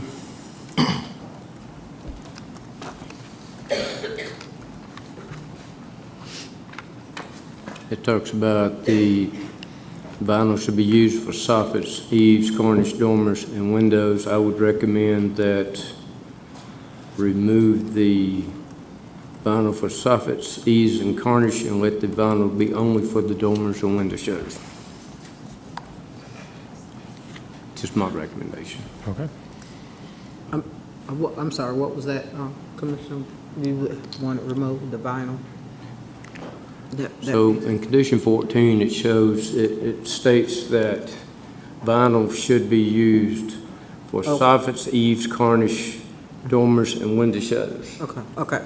And remove everything from that except for the window shutters and the dormers. Okay. That'd be my recommendation. You have that, Councilman? Yes, I do. Any other questions before I turn it over to the district commissioner? Okay. I do, I have a question. Okay. This was approved in 2007, and it came back in 2008 for modifications. Do we have any idea what those modifications were at that time? Yes, that is outlined in the packet. It has, towards the end of that packet, it does have the various conditions and the resolutions. The modification request in 08 eliminated a condition allowing 18,000 square foot lots, which is uncharacteristic for a R2 septic piece, for example. Lots are 30,000 square foot. Other modifications regarding sidewalk and condition There was another one as well. Condition 14, regarding the white there, that was the language that was modified in 08. And my last question is, what's taking so long to get it developed? Couldn't tell you. Market, there was 06, 07 was just before the housing crisis in 08. So that certainly led to that. As far as why it hasn't been developed since then, I couldn't say. Still the same owner, developer? I believe it's the same property owner. I might be mistaken on that.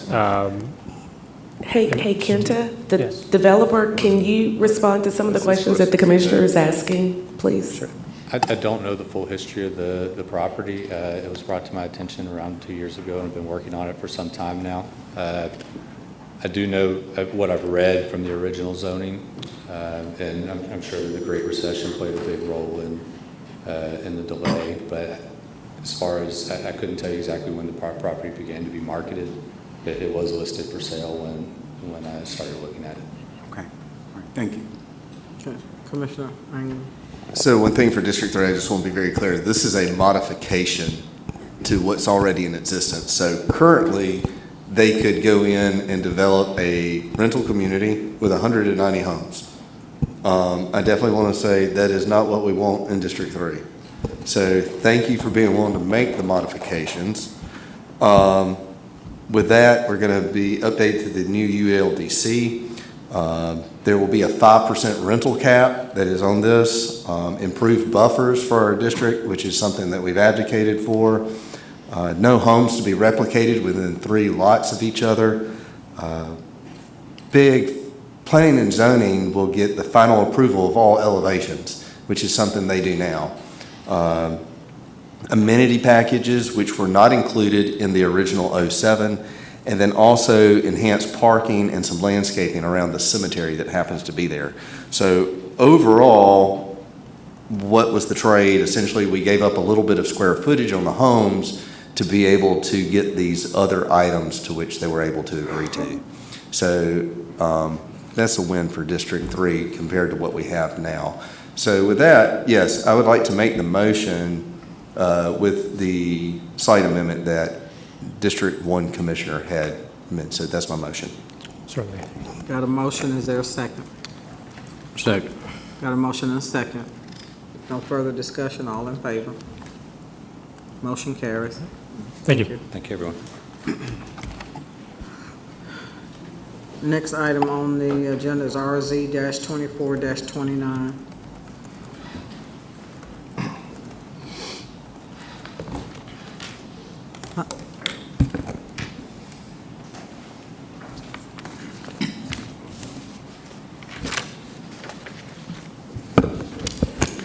Good evening, Chair, Vice Chair, Commissioners, and pillars of the community.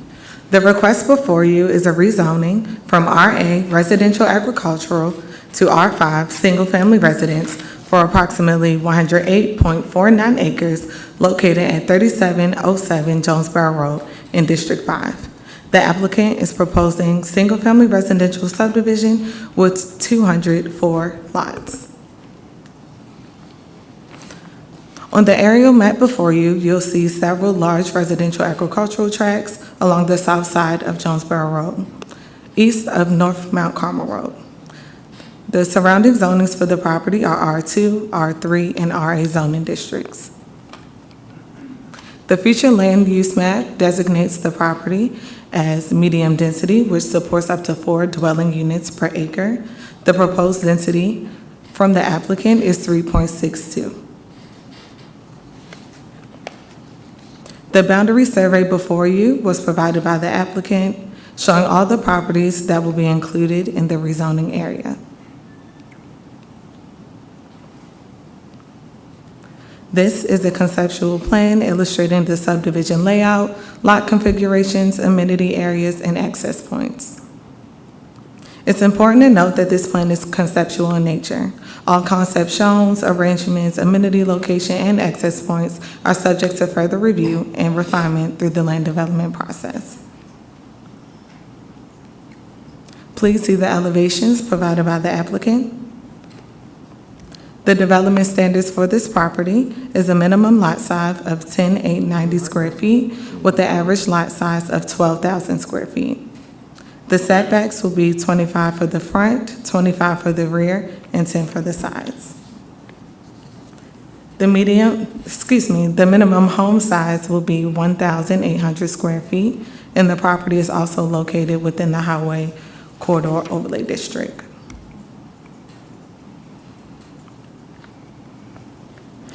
We've received numerous comments in addition to planners' review, an internal meeting attended by multiple departments to evaluate each application that we receive.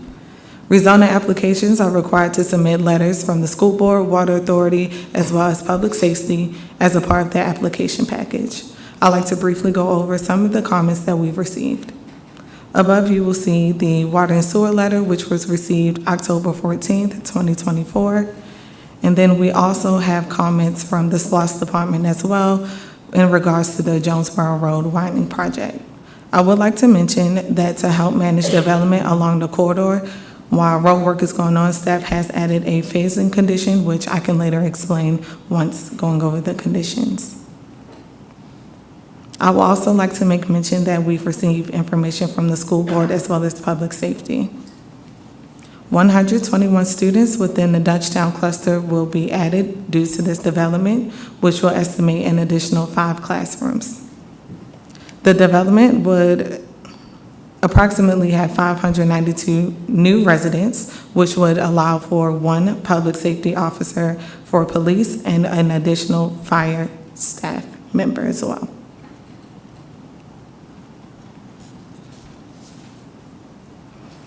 In the amenities and design, there's a clubhouse pavilion with grills and fire pits, pickleball courts, sidewalk connectivity throughout the development, a 70-foot landscape buffer along Jonesboro Road, a homeowners association as well. They are looking to do 204 single-family homes, and they are looking to rezone to R5. The average lot size, again, will be 12,000 square feet with a minimum of 10,890 square feet, and there will be no more than 5 of the homes permitted as rentals. Each department, including Transportation, Fire, Water Authority, and the Board of Education, has reviewed the application and the materials provided, and so those comments will be included within staff's recommendation. I would like to make mention that on July 10th, 2025, the Zoning Advisory Board did vote to deny this item. However, staff had a recommendation of approval with the following conditions. And I'm prepared to answer any questions that you all may have this evening. We'll hold those questions. This is a public hearing. Those wishing to speak in favor of the project, including the applicant, please come forward. Good evening, Madam Chair, members of the board. Steve Moore, Moorbast Consulting, 1350 Keys Ferry Court, McDonough, Georgia. Here tonight representing Templar Development, thank you, Taylor, on the application before you. Once again, your staff has done an excellent job of laying the groundwork and kind of the frame of what we're proposing.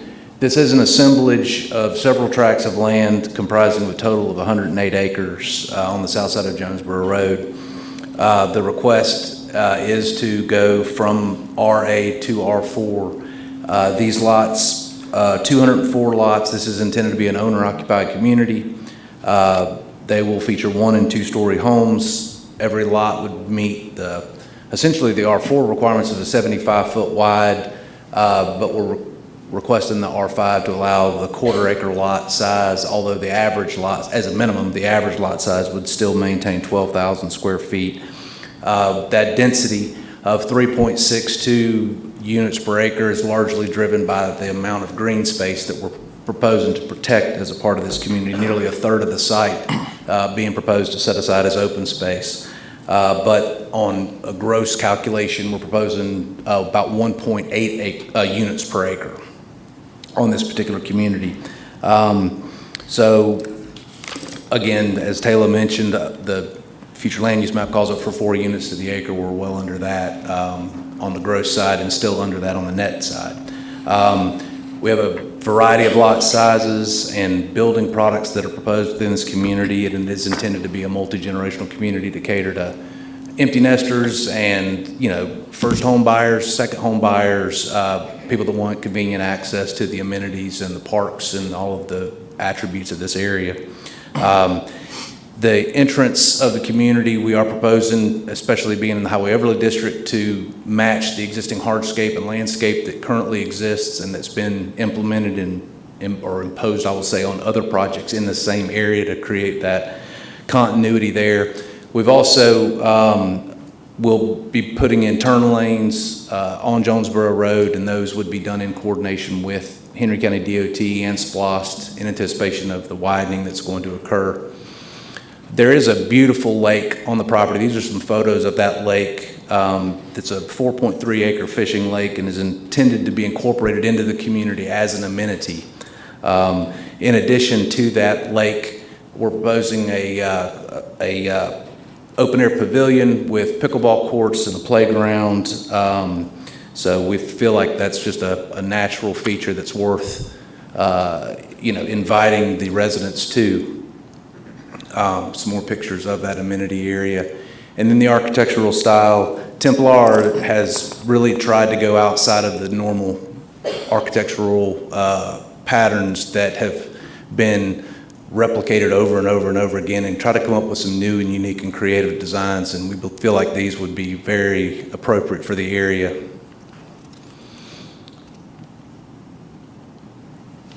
These are just some streetscapes of the actual elevations of the architectural styles that are proposed for this community based on the actual site plan.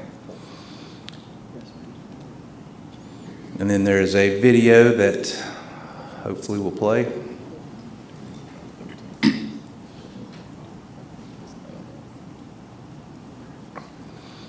So as I mentioned, this kind of grand monument entrance proposed. We have 2 entrances actually on Jonesboro Road, and we have coordinated with the fire department and have made modifications to the plan and have received a variance to the remoteness requirements just based on the shape of the property, but they have reviewed that in detail and granted that variance as of last week.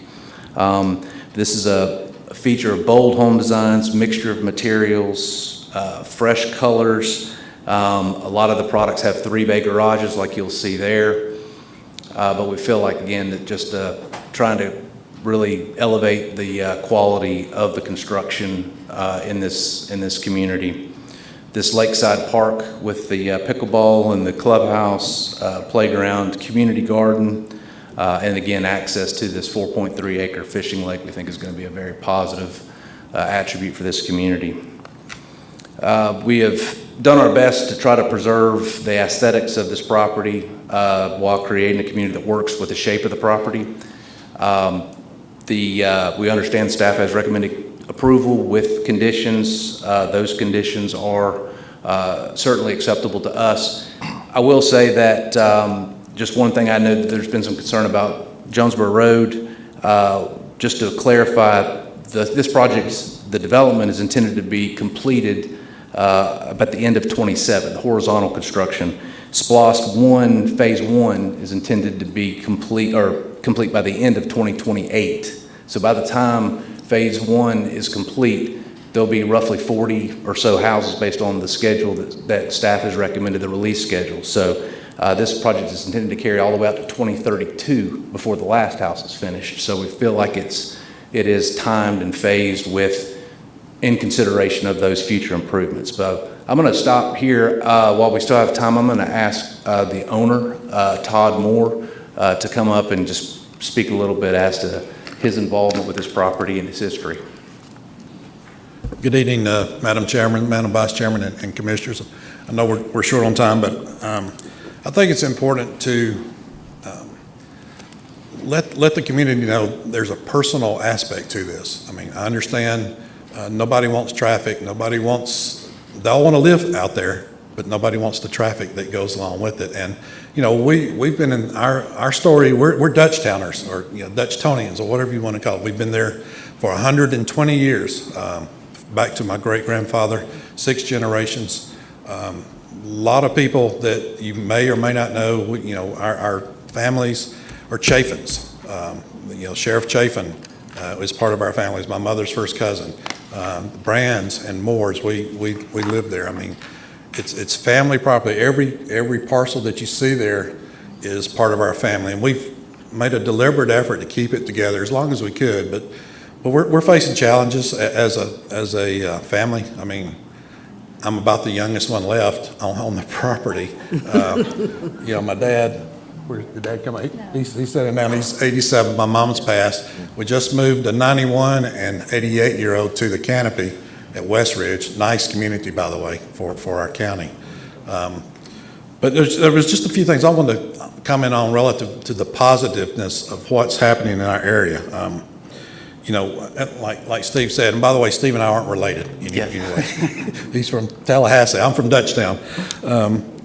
The master plan, it was important to us to make sure, first of all, that the master plan that came out 2 years ago, that we were in compliance with that before we even considered moving forward with this.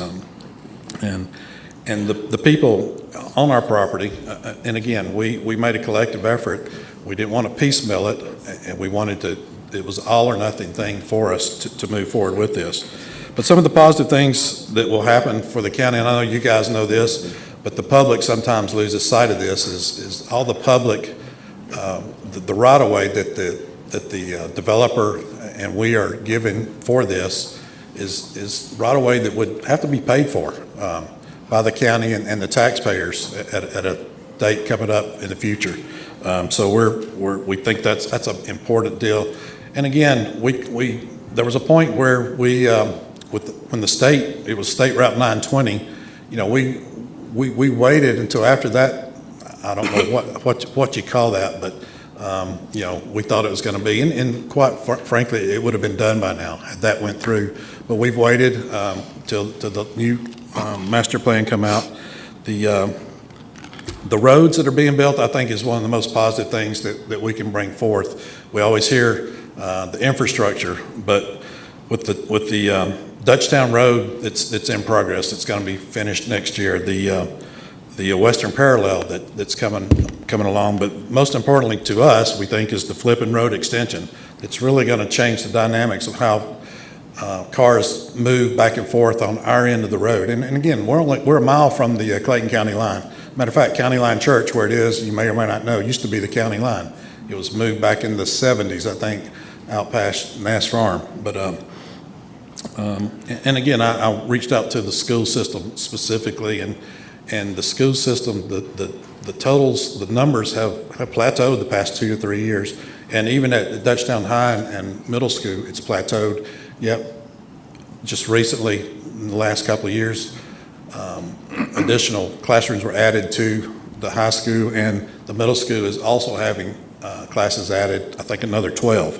And again, two things that are, and I'm sorry, just a couple more things and I'll be done. 2 major parks, Nash Farm is a great park, and Unfortunately, your time is up. And so we have to open it up for those that are in opposition. Thank you. Thank you. Mhm.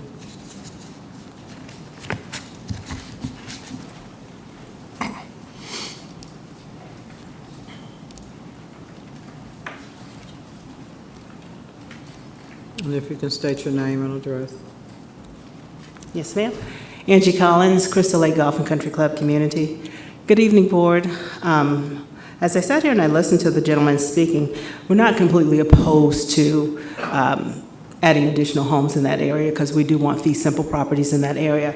However, one of the things that was pointed out is if you're going to blend into the existing area, most of those homes that are approved are R2 communities or R3 communities. So to expand it up to the 200 or so homes that they're proposing, if you just hypothetically think about that and you have 4 people in the house, that's over 800 people in that particular community. If you have 2 homes in that particular home, 2 cars, excuse me, now you're looking at almost 400 homes or so being added to an already congested area. and not to even think about the strain on the community. We do. I live off of Jonesboro Road. I love my community. I think it's fantastic. But I have already seen the amount of traffic and the amount of strain on our local resources. I mean, you think about the children. When you think about moving into an area, you're going to think about the schools. And right now, we're being overrun with all of these additional homes being added because is that Dutchtown a school or what is it, a trailer park with all these trailers being added? The police department, the fire department, the hospitals, it's just, and I know we want to extend the timeout, but we really need to look at reducing the number of homes that are being added because our area really just cannot, it just isn't able to compensate for that type of area.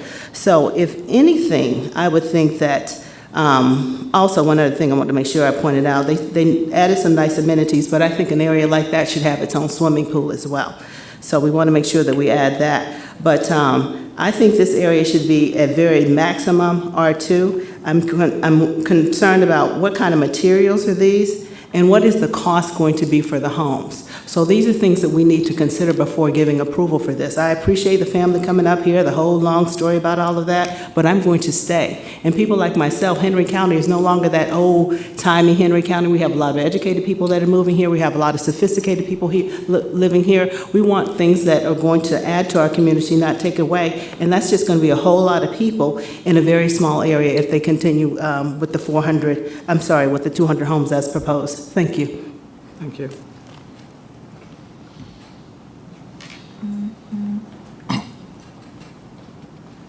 Good evening, Board. My name is Daniel Junkins. I live at 3759 Jonesboro Road.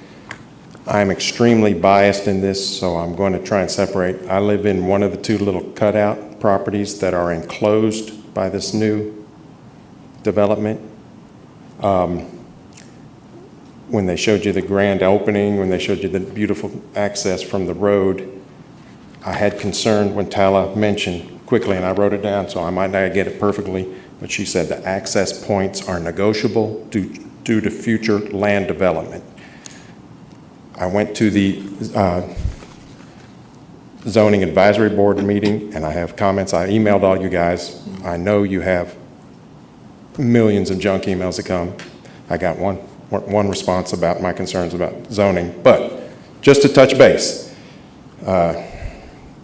Kevin Richardson said District 5, overwhelming public concern of traffic congestion already on Jonesboro Road. There's already 7 homes. They addressed that. Robert Kolpik, we are already just below max density. The public does not want more density. Jonesboro Road does not support it. Why not wait till 2035 when the road is complete? DeLander Nelson, consider R2 per acre. It's a big concern for the community. Jim Risher, have they considered R2? Kevin Richardson brought a member of the Henry County Fire Department up for his opinion. The gentleman, I didn't get his name, I'm sorry. He said, this is not the time or place to approve or disapprove this plan, but just generally looking at it, it does not meet Henry County or international standards for remote. I know they addressed that. It's in your packages. It's not in anything that I've seen. But they addressed it, and perhaps one of the things he said was he's concerned about only 2 entrances if they have a problem in the back of the park and they get fire trucks in there and turn around and this, that, and the other.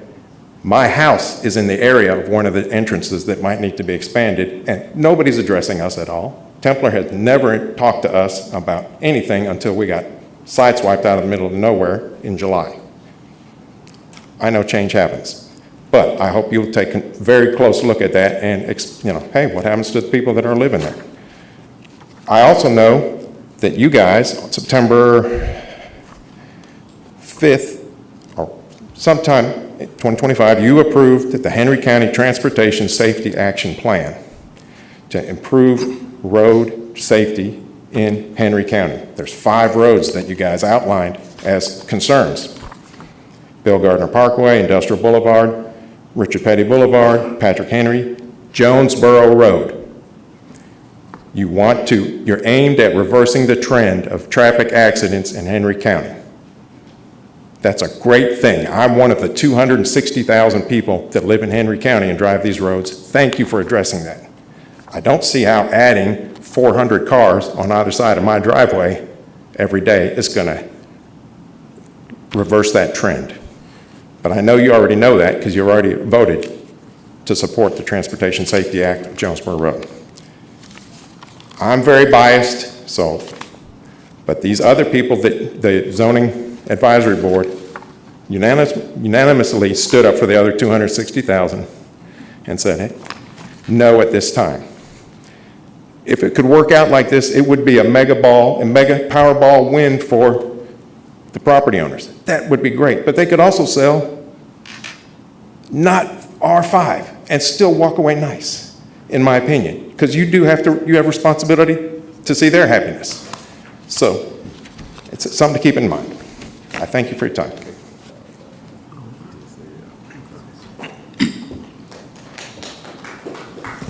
Hi, my name is Tina Coria, and I live at 660 Chambers Road. I'm with Conserve Henry. We're promoting responsible land uses for public safety, public health, conservation, and putting public education first. And I just want to echo and thank you all for listening tonight. This was voted down unanimously by the Planning and Zoning, and there was a reason behind it. I will tell you that that should be RA or R2. I know that it took 9 separate properties to put that together, and I love my neighbors, and I hate that they want to sell and go. But at the same token, those could be sold individually right now. I've looked up all the value of them. They would sell very easily, and you would not have the traffic that you have there, and we would still keep the transition of conservation as well.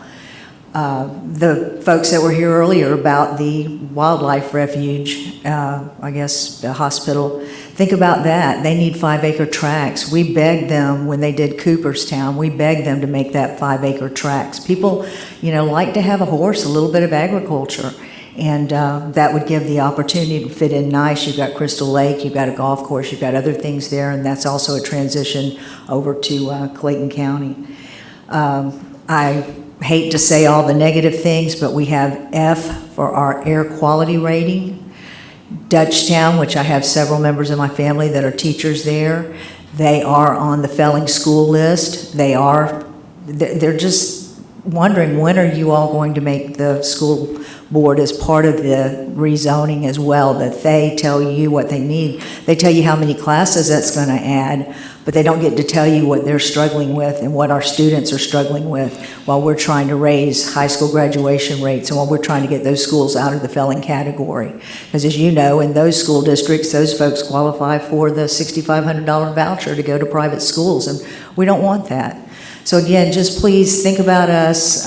We're the ones that stay here. I'm like that gentleman. I'm going to die on Chambers Road. I don't know when the Lord's going to call me home, but I'm going to die there. This is my home. I love Henry County, and I appreciate you all loving it too. Thank you.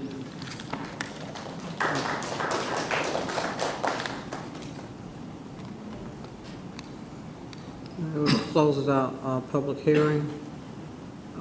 If the applicant could come back.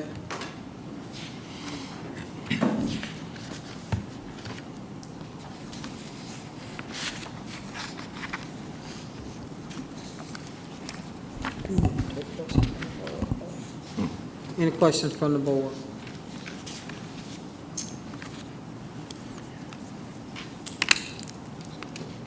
I'm all for landowner rights to sell, and I'm all for development rights. But some of the things that the county's struggling with is traffic, public safety in schools. So if we don't reduce the density of these properties, we're going to be facing the same problems years to come. So I'm not against any project of subdivisions, but what really is going, I think we heard it, is the Jonesboro Road area and the public safety. They're maxed out on the call volume of about 110, 20 calls a day. So I hope that moving forward that we consider the density that we in these projects to be approved. So that's all my comments.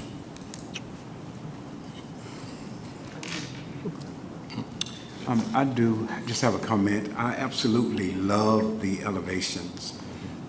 My issue or problem is when I look at this from the bird's eye view, this one left side just seemed like it's just a bunch of homes just splattered. So I would be in favor as well as Commissioner Wilson if we could address density.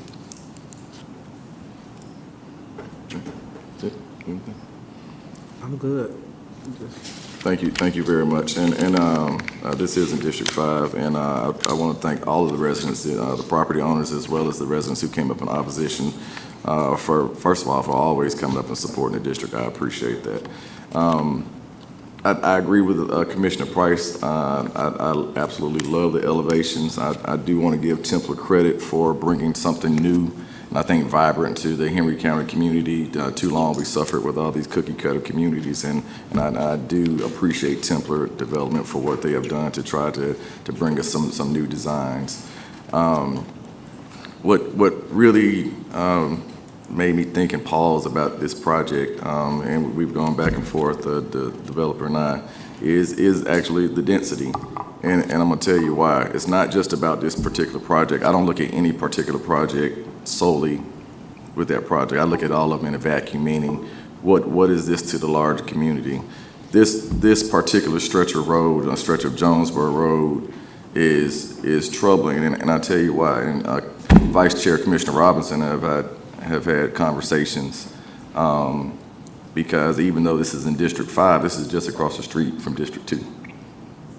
She's on the north side of the road. So I thought it prudent to speak to her, because she has a right to voice her opinion on the project too, because she has some projects, I think 3 or 4 projects proposed on her side of the road that would add 800 to 1,000 more homes on that side of the road. So we can't look at any one project just as a singular project. So with that being said, I agree with Commissioner Wilson. You know, property owners have a right to sell, and you know, I don't want to abridge a property owner's right to sell, but we do have to look at the density of our projects. And can we go to the amenities real quick? Kenton, can you? Or Taylor, I'm sorry. Taylor, I apologize.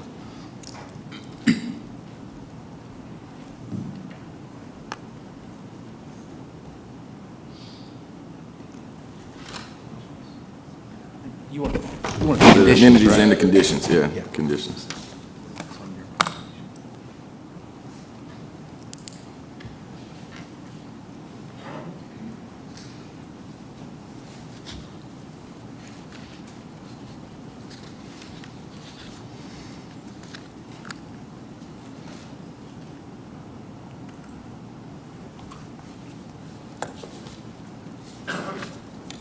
So there are a couple things I want to make sure. So I want to make sure that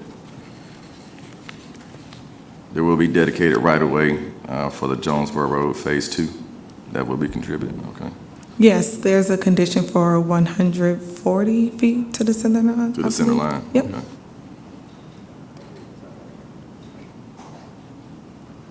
And I heard you mention in your talking about the amenities, you said community garden. However, I don't see that in the amenities listed in conditions. We can easily add that. Can we That's add community garden?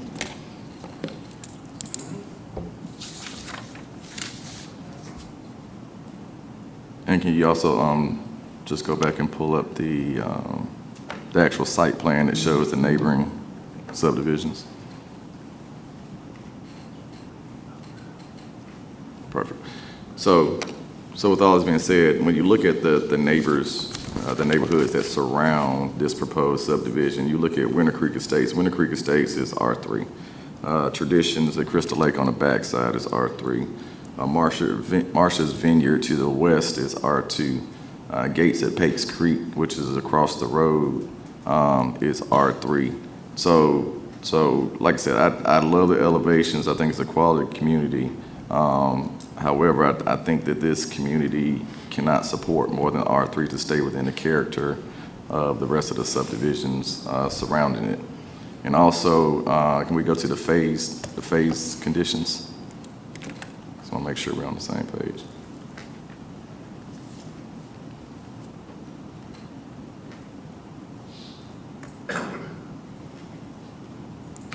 That would be condition number 7. Number 7.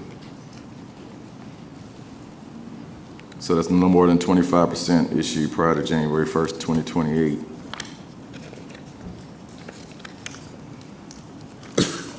So the last part, when it says, well, I guess it should be, I would like it to read the remaining 50% of permits cannot be issued until January 1st, 2030.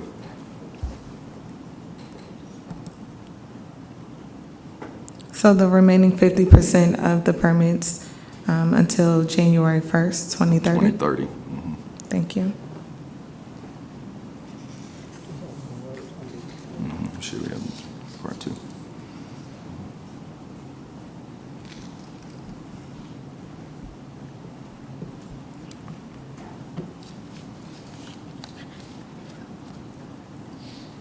So if I don't have any further comments from my colleagues. You have one? Yes, I sir. got one more, if you don't mind. Like in District 3's conditional, well, it was on that subdivision you had in District 3, I made a recommendation for all vinyl products just to be limited to dormers and shutters.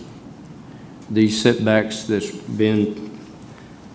was recorded are 10 feet on the side setbacks. 20 So feet that puts the between houses those. 20 feet apart. Yes, sir. So that would be my recommendations on, it's just using vinyl products only for your dormers and your shutters. Is that showing on the conditions table? No, the elevations are actually There's a- conditions to be reviewed by staff Okay. based on what was shown today. So, yeah, I don't think there was much vinyl in there. So that, I do recommend approval of the project with I'm sorry. I'm sorry, sir. If I may ask one question. No, You can't- no, you I'm cannot. sorry. Public, Yeah, I public apologize. comment is over. Yeah, I apologize. And I know, you know what? I know he is bordered by the entrances. Yeah. Have that discussion offline. I can't open it back. Yeah, I understand that. And I mean, I know that if it's okay, I can, go ahead. No, I just want to make sure that we have a provision to, because I know he is one of the lots that is surrounded by the entrances, and I want to make sure that his concerns are addressed as far as the entrances are concerned. Yeah, and that's what I was going to speak to. I don't know what Taylor had mentioned in her presentation got construed of the entrance could shift, but that's not the intent. Where we've shown it is where the entrance is intended to be. The only impacts that I could think of would be when SPLOST and DOT acquire right-of-way. Obviously, we've agreed to donate portions on our property. That would have to be another consideration for other property owners along Jonesboro Road. So I have a question for the county attorney. How do we address the homeowner's concern? How do we condition that?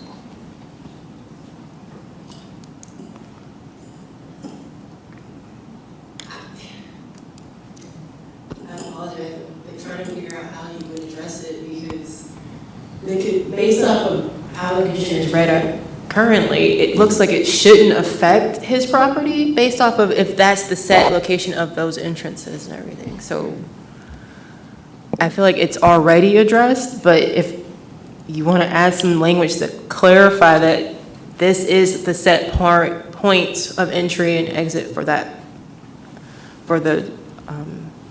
project. Other than that, I don't see how else you would add language to it. No, I just want to make sure like I said, he really will be surrounded by this neighborhood, so I want to make sure his concerns are addressed. We're happy to coordinate with him offline. I mean, if we need to have that conversation before you make a decision, that's okay too.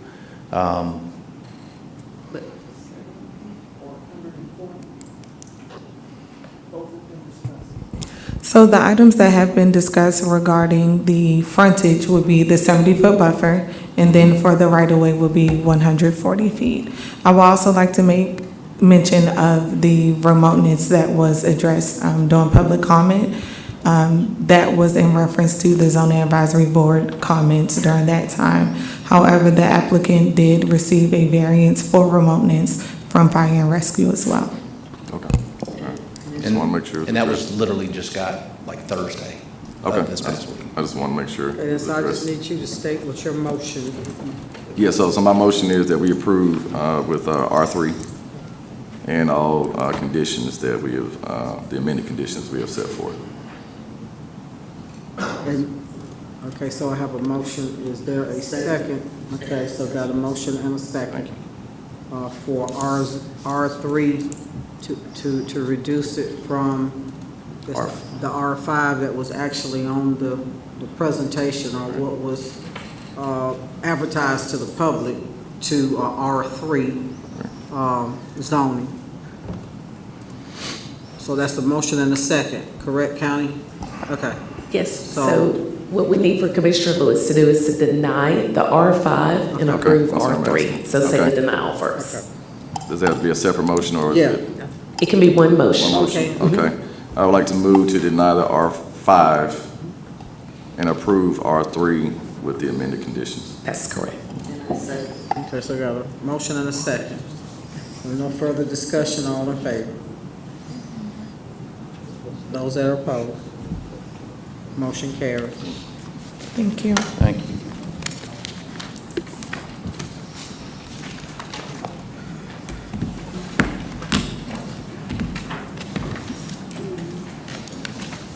The county manager, do you have any comments?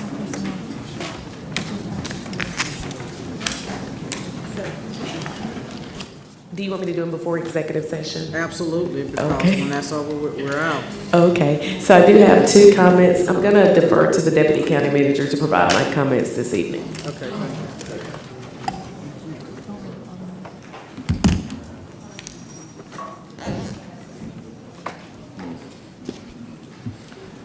Good afternoon, Chair, Vice Chair, Board of Commissioners, and Pillars of Henry County. We would like to announce that our next and final cleanup day is Saturday, October 25th for District 3. Please come out and support that cleanup. Early voting for the November 4th election runs through October 31st. Specific times and locations can be found on the Henry County website. And finally, our annual Henry Night Out Trunk or Treat event is next Thursday, October 30th at Echo Park Speedway from 5 to 8 p.m. Entry gates close at 7 p.m., so get there early, get a bunch of candy, and come meet the Henry County team. That concludes County Manager comments. Thank you.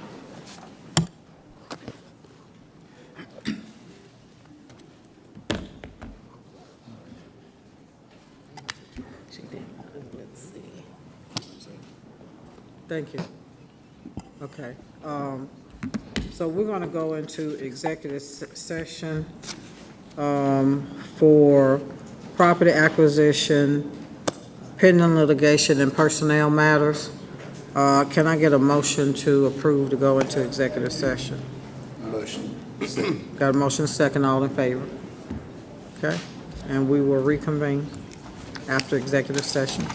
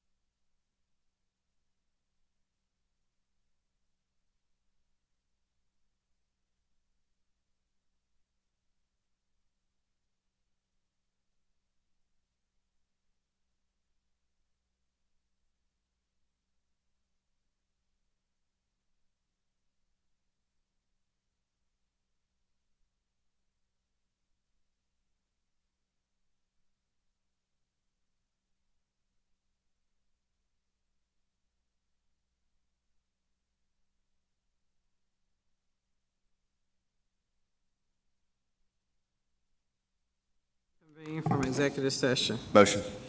Second. All in favor? Aye.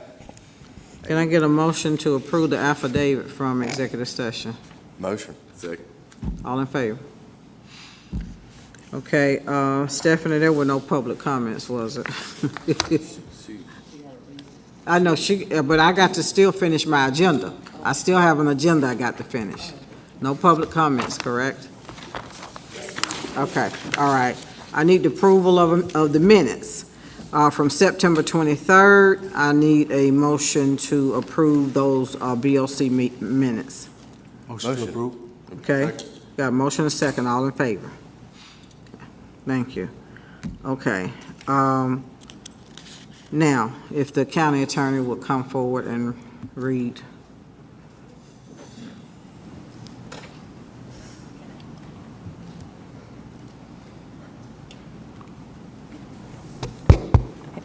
Madam Chair, I will request a motion to approve a resolution for the settlement of all claims between Henry County and Luxottica of America, Inc., with Henry County agreeing to set Luxottica's final 2018 tax assessment at $38,669,404, and Luxottica agreeing to allow the county to retain the previously tendered payment in the amount of $1,083,397, and to provide $50,000 to Henry County to cover all costs associated with litigation, and authorizing the chair or county manager in coordination with the county attorney to execute all necessary documents.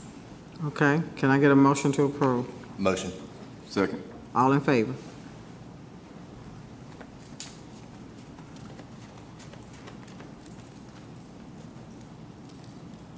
Okay. Can I get, so upcoming meetings and events, November 4th, regular scheduled BOC meeting at 9 a.m. November 4th at 6 p.m. is a call BOC meeting for planning and zoning items. The November 18th BOC meeting at 6:30 has been canceled. Is there anything else from the board or staff? Okay, hearing none, the meeting is adjourned. Thank you. Thank you.